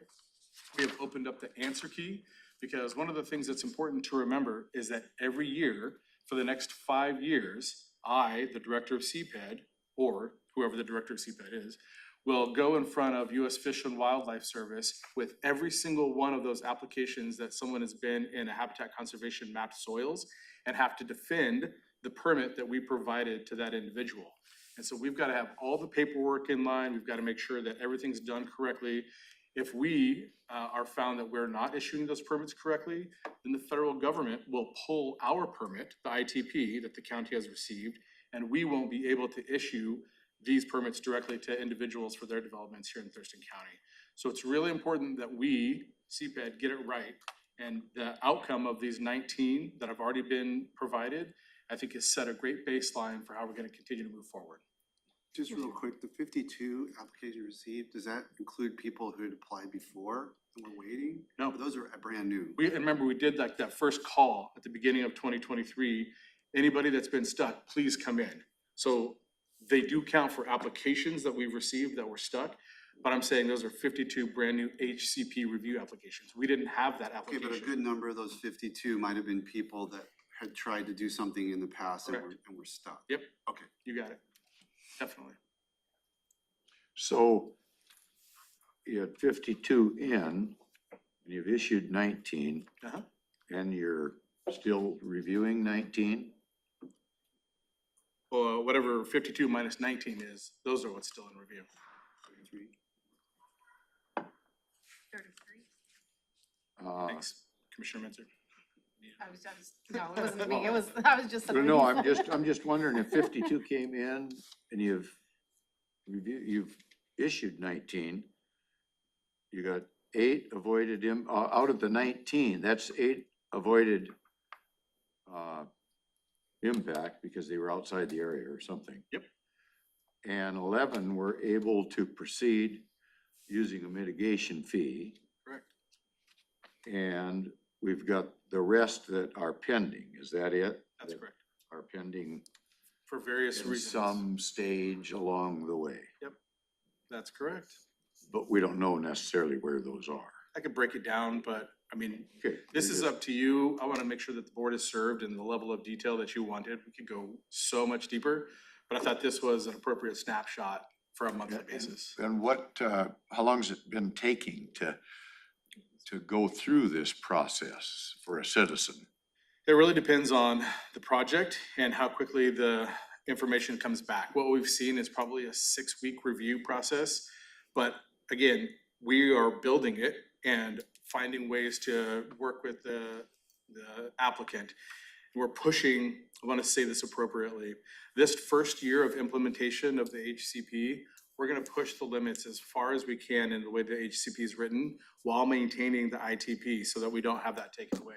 But U.S. Fish and Wildlife Service has committed to working with us to having course corrections in the second year to make sure that we're doing it correctly. So the takeaway from that is we're really, really helping applicants to reduce or save money as much as possible. And so that impacts the time. It could go quicker, but our goal is to have speed and cost savings for the applicant and to make sure that they get it right. So those 3 things, we don't really have a standard time yet, Commissioner, because we're in the building process right now. And from my perspective, you know, maybe you'll get some input from time to time, but we are really working hard to ensure that this complicated task is understood And recognizing that some of these folks would have been stuck in the past and now they're able to move forward by paying a mitigation fee. Like I always say though, nobody wants to buy a permit for a cost they don't know how much it's gonna be for a time they're not sure how long it's gonna take. So recognizing it's frustrating to have to buy something that they don't wanna buy in the first place, we're trying to make it as painless as possible for this first year at least. Commissioner Matthews. Are there any applicants stuck because of, like, we don't have land acquired for a particular sub area? Nope, not at this time. We've been able to acquire the appropriate land. The U.S. Fish and Wildlife Service has looked at what we have and they're satisfied that we can continue to provide what's called certificate of inclusions. So maybe if we break down that little 8 and 11, avoided impact to mapped area, mapped habitat, those 8 didn't have to pay a mitigation fee because they were able to take their project and move it outside of the soils. And so when I go to U.S. Fish, I'll say, they started their project here in this light brown or dark brown area, but in conversation with us, they moved it to over here. That's avoided. Other folks at 11, they may have constricted the project or shifted it or put it on already impacted area. Those folks have paid a mitigation fee. And whatever area is impacted, we then have to calculate that area of impact, add it up, and it goes back to the long-range planning group, which then is in the acquisition portion of making sure that land that's been impacted is purchased elsewhere. And that's where that 5.53 acres is. So out of that, of the 19 applications that have been issued, they have impacted a total of 5.53 acres. So going forward, that's gonna be a good number for the commissioners to see because that's the number of acreage that we have to offset in mitigation as well. One thing, Josh. But it's not, I'm sorry. Oh, just to finish the point, way too early now, but as we go forward, it'd be great to see your staff's estimation of that 5.53 acres, like, is that going faster than we thought or slower? You know, because we kind of projected, Totally. you know, a build out or we projected a rate of disturbance. Yeah. And so knowing how we're doing is really gonna be a super interesting number. The development rate. And that's baked into the annual review. So when I say I go to the U.S. Fish, we have to look at those numbers as well to adjust what our acquisition strategy looks like. But having that for the board is good as well. My questions is, thank you. I know that you're building the plane while you're flying it is what it sounds like. I think there was frustration and you covered that at the beginning just because there was this idea that, you know, it was going to be starting in January, that it's just gonna be smooth sailing, but, so thank you for updating us on that side of things. As you're going through and through those applications that have been issued, I want to touch on the fees because that's kind of what we heard a lot of public comment on. Sure. And I'm wondering, have you received any feedback on those fees? So maybe I'll outline the process in that, because fees, there's 2 different things to think about in there. So the first step is we need to build the file. If they're on listed mapped soils, I need to have a file that says that we've either avoided or mitigated. And so the first fee that you do is the application fee, the HCPR fee. And that's a brand new fee. We chose the cheapest fee we had, the other administrative action, at $216. So if you're in map soils, you want to do a project anywhere in map soils, you have to go through this process at $216. And then we work through the avoid, minimize, mitigate, and you don't pay your mitigation fee until the end of your project when you're picking up your building permits, because we know things can change. So we want to be flexible in the way that we calculate that mitigation fee. And that mitigation fee is the outcome. So what we found is, people appreciate that we've chosen the lowest on the other administrative action because it's paperwork essentially shuffling. And then there's the review. And then the outcome on the mitigation fee, we've heard a couple of different things. That people are surprised if they're doing a small project, how little that fee actually is. But we're calculating to the 10,000th decimal to make sure that we're saving as much money as possible for the applicant. And so once we have that conversation, then people are like, wow, I thought this was gonna be a lot more than it was. So that's the positive part. On the other side, what we're finding is this is the way that the Board of County Commissioners in 2018 directed the program to be built, is that the mom and pop single family individuals would have a path forward and that there would still be a graduated impact in the bigger projects. And so if you're in occupied territory, Previously, you'd be stuck. You couldn't do anything. Now, you can pay a mitigation fee.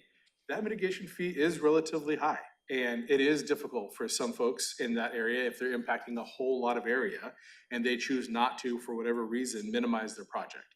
And that has been a frustration, that the occupied area is still expensive. And you're gonna hear that, I think, from developers, that this is gonna add a ton of cost to a project and we're gonna have a hard time building in those areas. The fact of the matter is, previously, they wouldn't be able to build there at all, zero building. And so, yes, it does cost money, and yes, there's gonna be frustration that the Board of County Commissioners is likely gonna hear, but it's gonna be important for you all to remember that the alternative is we were stuck, that the federal government wasn't allowing us to do anything in those occupied areas as it was. So, yes, on one hand, mom and pop, I think that they're feeling served, that it's not as sky is falling as they thought it was gonna be. On the other hand, occupied territory where they would be stuck previously is still expensive. Is occupied territory further north or? It doesn't really matter. It could be deemed occupied. So there's lots of different ways over the past, 8 years or so, site visits from US Fish, observed gopher mounds. If it's deemed occupied on our geodata, that creates a multiplier in terms of the cost. And that's not a south to North County thing. Correct. Is that helpful? It is. You have one? Okay, go ahead. And then I have one. What do you find you're dealing with the most? Mom and pop that are building, the individual that is building a house and really is kind of new to the whole process of trying to build a house? Or are you getting folks that are wanting to build 4 houses on a property, or and they might become familiar? What I'm wondering about is the difference between individuals, because the whole thing is new to them, it's just one more aggravation. But to the person that has developed homes and builds homes to sell, then that individual should get pretty familiar with the process pretty quickly. So have you had any repeat customers with in this list? Yes. Coming in? Yep, we have. And, I wanna say this well, for this first year, we are all hands on deck. We're trying to make sure that all of the planning staff is hearing the same thing at the same time and consistent in their messages, and making sure that as we're, building and testing the different scenarios, because every scenario is different, right? That we're doing it consistently. But I do believe that some of our local developers have seen that there is an opportunity to help other folks with the process that's being built in the HCP. So they're learning it, and I think that they're learning that there may be future opportunity for guidance for other folks to help. Yeah, that makes sense. I can see that now. Did it get there? Okay. Okay. I have one more question in regards to, we just approved training last week, and I'm wondering how this is going to correlate with the numbers we're seeing right now and kind of some of your hopes. Yeah, no, that's exactly right. So we wanted to actually build the plane based on the blueprints that the Board of County Commissioners approved in December. We know that we've got a couple of different ways to operate the plane, but what we really want to do is launch and have a big communication strategy. And that's what that training is going to help with, is that people within our organization, like I said, the consistent messages and development services, as we're implementing the HCP review process, we will then be communicating very clearly with our folks in long-range planning so that those two pieces can connect, because it's a whole ecosystem. It's the permits for the folks that are digging up, impacting land, and then it's the acquisition of land, like the Violet Prairie, to preserve and conserve those areas. So this story is global. It's not just about putting up a shed. It's not just about saving a gopher mound. It's the whole thing. And that we know that when there is land acquisition that's purchased in areas to preserve large swaths of habitat, 50 acres or above, that those gophers are making little holes and they're aerating the soil, and beautiful flowers are coming up. Pollinators are coming in. Those pollinators then are helping with our farmers and their food sources. And so that ecosystem is really the story that HCP training dollars, that's what's going to be put together. That's, we have little snapshots and pieces of it, but we need to have the full conversation. And that's what we're headed towards now that we have those pieces. Did that answer the question? And if you can hear, I'm excited. Because I know this has been frustrating for a long time for a lot of folks, but it depends on where you get in on the carousel about what this picture looks like. And we haven't yet been able to put the full picture together for the sake of our community. And that's where the grant money, again, I'll make sure that it's heard that that's grant money, not general fund, that's going for that HCP training. So it's exciting to continue to have this opportunity to, you know, have a full systems picture built for the community. County Manager. I really appreciate the analogy of the pollinators on your training. Yeah, thank you. But maybe a clarification in, so the impacts in this is 5.53 acres. If my understanding is correct me if I'm wrong, it doesn't equate to 1 acres. Because depending on the soil conditions, the credits will be assigned as a result of fees. Is that correct? Because it's not like we have 5.53 acres of impact, and we need to have 5.53 acres of, you know, of mitigation. Correct. So it's a little bit different, correct? Yeah.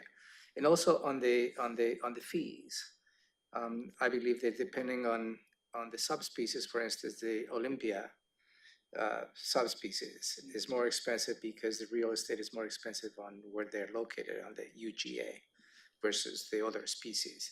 So there is a little bit of a different escalation depending on the area, I believe, how the fees are applied.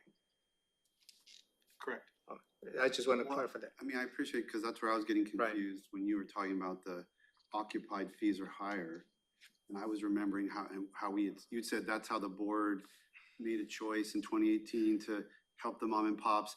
And when I was remembering what Ramiro just said, which is that we scaled it kind of north to south. And that's why I was trying to clarify that it wasn't a north-south thing. What you were describing, another dynamic, sounds like. Yeah. How occupied versus how unoccupied, regardless of what sub area it's in, which is another wrinkle that we hadn't really necessarily talked about before. Yeah, I was describing the current situation, but you're right, the Board of County Commissioners, I think, made a really sound decision because the first swath of the cost was every subspecies area was gonna pay that same high amount that was in the area. And that didn't seem equitable to the other regions. And so CPED had the economic development consultant take a harder look at the cost of land and future development for those other areas to whittle that cost down for the other subspecies areas. But that was I think a board decision that's baked into the habitat conservation plan. So yeah, thank you for revisiting that topic again. Another way that the board worked to help community. Okay, anything? Anything different or added in the information for every month? I think that, you know, as a wide swath, how many coming in, how many going out, and how much land impacted? Yeah, it would be great to see kind of the areas that these applicants are from, like, right, like which. Like a spot type of Yeah, mapping. just, and I think that will help with I kind of think like the land management aspect of it too, if we're knowing how many of the applicants are coming from each of the. A map. And what are these, why is it 0 to 10 in the middle of this page? What Those is are that? years. It's tracking years, okay. They're years. I'm just trying to make sure I understood that graph. Took 4 years that we were stuck, and then we were in the interim process, 4 to 9, and we're at 5 months of implementation. 3 years. I see you're showing, okay. Okay, thank you. Thank you. Okay. Good job. Good job. Thank you, Commissioners. Okay, moving on to other commissioner items.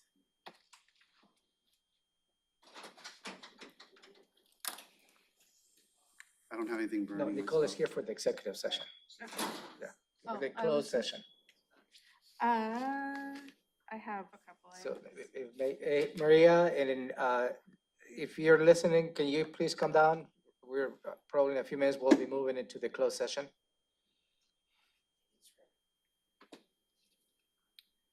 Okay, so I guess I'll start with my commissioner items, no one's jumping on. We got a letter from the Healthcare Authority, and I just wanted to make sure that everyone was checking on that.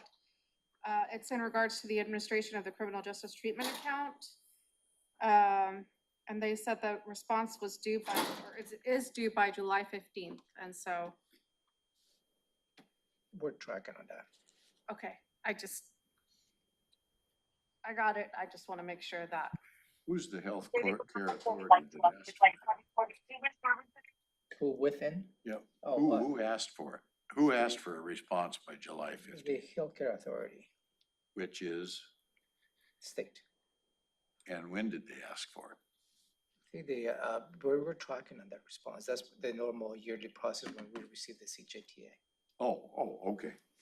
I thought maybe they'd ask something, outlandish or something and give us Hey. any time. Brandon, we have moved the executive session, the first executive session till August 1st. Just a heads up. Great, thank you. I will hop off then, Okay. correct? Yes, Thank you. Have a nice day. you too. Thank you.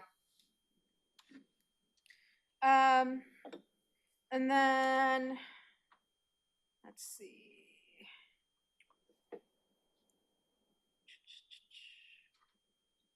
I guess I can bring this up now. So at Orca, there was this really great conversation on using AI that was brought up by Pacific County. Is it Pacific County? And the ways that they're looking to use the AI program for public records. And it was very interesting, but those are kind of one ways that they're looking to kind of help bring that information and make public records easier for staff. And so I was very kind of just, I don't know, I guess I didn't realize all the other functions that it could be used for. So it was just very interesting on how this program is being used differently. When you say AI, it's artificial intelligence, Yeah, right? the chat AI, yeah. Is that the chat GPT? Well, No. well, there's like other ones that are, and so what? Can we get a copy of the presentation by any chance? Well, he wasn't, he was just discussing, he was yeah. And so he said that basically it's, if you have the database of information, right, basically all AI does is just pulls it from that database of information. So for public records, instead of having staff reach out to different, there's already this database where it's like, staff can just direct the AI to collect all that information. And so I was just like, just surprised, I guess. And I just thought I would bring that to the board because, again, just as we move forward in technology, we want to be leaders and not followers, right? Has anyone seen the first episode of Black Mirror this Yes. season? That is the dark side of the AI. Yeah, no, that one it was trippy. Yes. Particularized TV content generated by a computer just automatically fed to you based Joan is on what your awful. friends are doing. Information collected off their phones. With stars' faces. Anything to add, Bobby? If it helps with public records requests, though, I'm in Yeah, favor that would of be curious to exploring learn a little bit more about, because we spend a lot of money. Yeah, in fact, we just submitted our yearly report. I'll share that report with the board. It's a thick report. Gives you a perspective really how many public records we have processed over the last year, who has generated, it gives you a good breakdown. So I'll share that with you because Karen Horowitz just submitted that yearly report last week. That is very telling. I mean, if I remember well, we processed close to 5,700 public records requests in the last year. That's just unbelievable. And it's all across the board, from individuals to governments to law firms to individuals in jail. I mean, it's the whole gamut. So I'll share that with you because that's very, very telling on related to public records. I guess as we move forward on that topic, I'd like to make sure that we coordinate the examples maybe are going to be different, but all the different counties in the state are experiencing a lot of that type of activity, and we ought to be trying to work with the state association on how to address some of that. whether you do it with AI or whatever you do, but Yeah, and we do have the option to charge, some, the yeah, but it's, electronic records, but it's 10 the cents per. bookkeeping of charging isn't hardly worth it. 10 cents per gigabyte. Yeah. I mean, Yes. it costs us more to process the Right. the payment than anything else. I do have a quick issue I'd like to bring up. I've got a constituent complaint that this family bought a house about 3 years ago with no idea that there were any problems. And the county has a record of communicating with the landowner back in 2010 about a particular issue. And at that time, I think the issue was a bedroom was expanded on the side of the house. And then somehow, nothing ever came of it. The party that owned the house during that situation died. The house was sold through an estate situation. Then it was resold, and nobody along the way knew anything about this particular problem. I mean, it wasn't a major, not a serious problem. Just there was not a permit obtained to kick the wall out and go out 10 feet or whatever it was. I don't know, have those particulars. But so by now a fourth party owns the house, and they had an opportunity to do a boundary line adjustment, which would have expanded their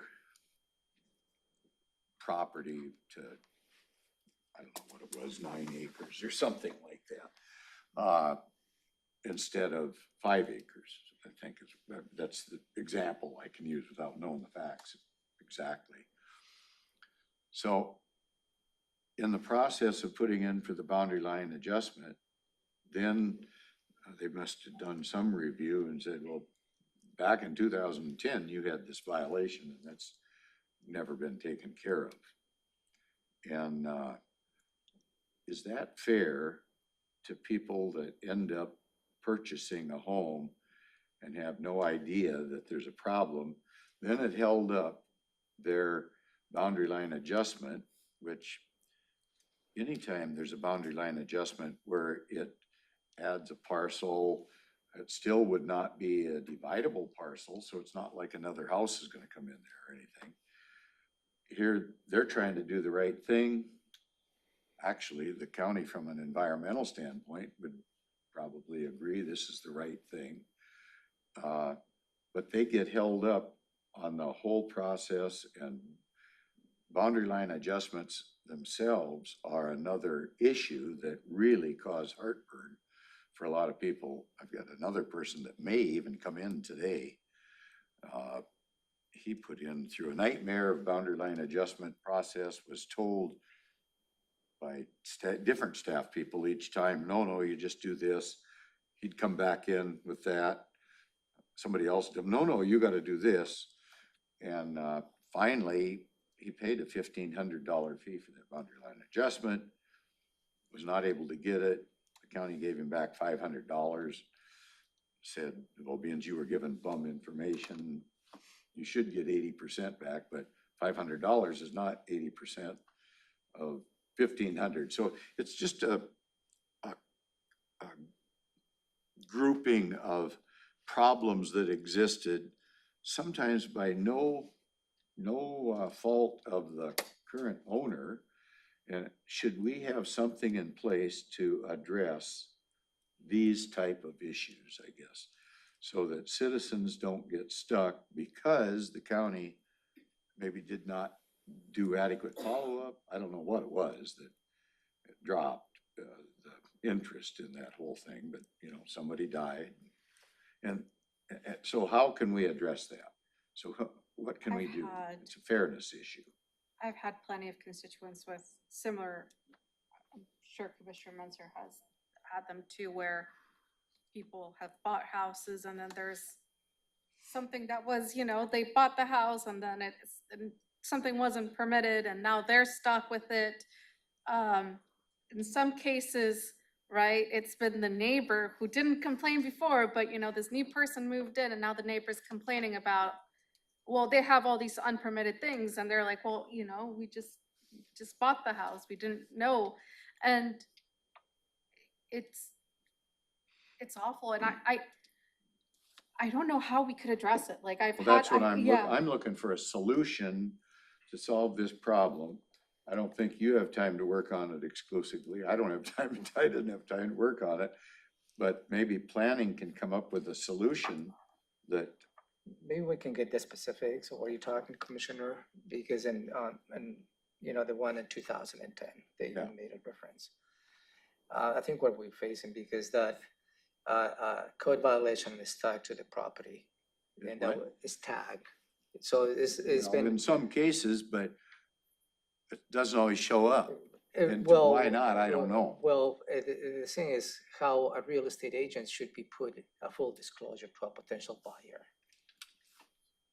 And yeah, but what is, when we don't have all the information for a full disclosure process, who's at fault when this actually happens? And how would we know? I mean, if somebody called in and said, hey, I want to buy a house, it's address such and such, you got anything on it? Is that what the realty person should do or the buyer should do? I'm trying to come up yeah, that's a good with a question. solution I that understand will that. make it a little easier for citizens who have, through no fault of their own, have gotten stuck. And then that gotten stuck creates a lot of other hardships that sometimes gets in the way of doing the right thing. So it sounds like maybe both of you have had situations like that, and it might merit looking into. We should be here to help when possible. I truly believe government ought to be here to help, not to put the screws to citizens all the time. And I'm wondering also, right, is the coordination with the Realtors Association and something like this, because as they're selling the homes, right, if it's something tied to the property, is it something where they can be like, just a heads up, like this is, I don't know what's the best Could we look solution or in, fix. how about if we agree as a board to have staff kind of look at something? Can you look at something and see if, can you come up with a solution here? I mean, it can't be unique to Thurston County. It's got to be going on all around the country the same. And it goes around and just Rob just sent a thought. So, it becomes a matter of disclosure from the buyer and the seller. Because in your case, that property was tagged to be non-compliant back in 2010. And it was that property owner didn't do anything to resolve that non-compliance. Well, they were working on it, but Right. there is some correspondence from 2010. And then But then change. that person died. Change ownerships, change ownerships, and didn't materialize until somebody else wants to do something different with the property. So how, I think as a corporation with the real estate association, they also have a responsibility to fully disclose to any potential buyer any issues related to a property. But is there a way to also, I don't know, again, just throwing out ideas is there a way to streamline something, right? Because here we have someone who's paying for, I guess, not the crimes, but they're carrying the water for something that someone else did. And I get that, like I would be incredibly frustrated too, like just being like, oh my gosh, I just bought this home. I thought everything was good. And all of a sudden I realized that they're out of compliance. And now I have to go through this whole permitting process. And pay twice the cost of what the original permit, that's part of it. Just to make sure that. Twice the fee. And so I don't know if there's something where But in you a might not policy know it way. right away. You might not know it for 5 years after you've made the purchase. In this case, that's what happens. Probably you will never know it until you're trying Until to you do try something. to do something Yeah. according to, So, yeah, you you're want to right. follow the law. Yeah. But you end up bringing trouble on yourself. So I don't know, just, I think it would be Let me- great to have, Let me touch base with Josh and, just brainstorm some options. because yeah, I've had several And constituents. I've never had a good answer for them. And this one is just kind of a real flagrant one, 14 years ago or 13 years ago, they started on the problem and I think it's third or fourth owner. Some years have gone by since they've purchased it. I mean, you can't go back forever. Statute of limitations probably runs out if you were trying to sue the prior landowner or something, I suppose. But they might not have known either. So how can we do something to benefit the citizenry? I think you'll need Travis's input on that, because this is a complicated area. It's very complicated. What you're trying to do is by a single action is to bring all those non-compliant properties. to a state. Grandfather in type thing. So, and at some point we explore that, even when you just came in as a commissioner, 2017, 18. Can't remember, but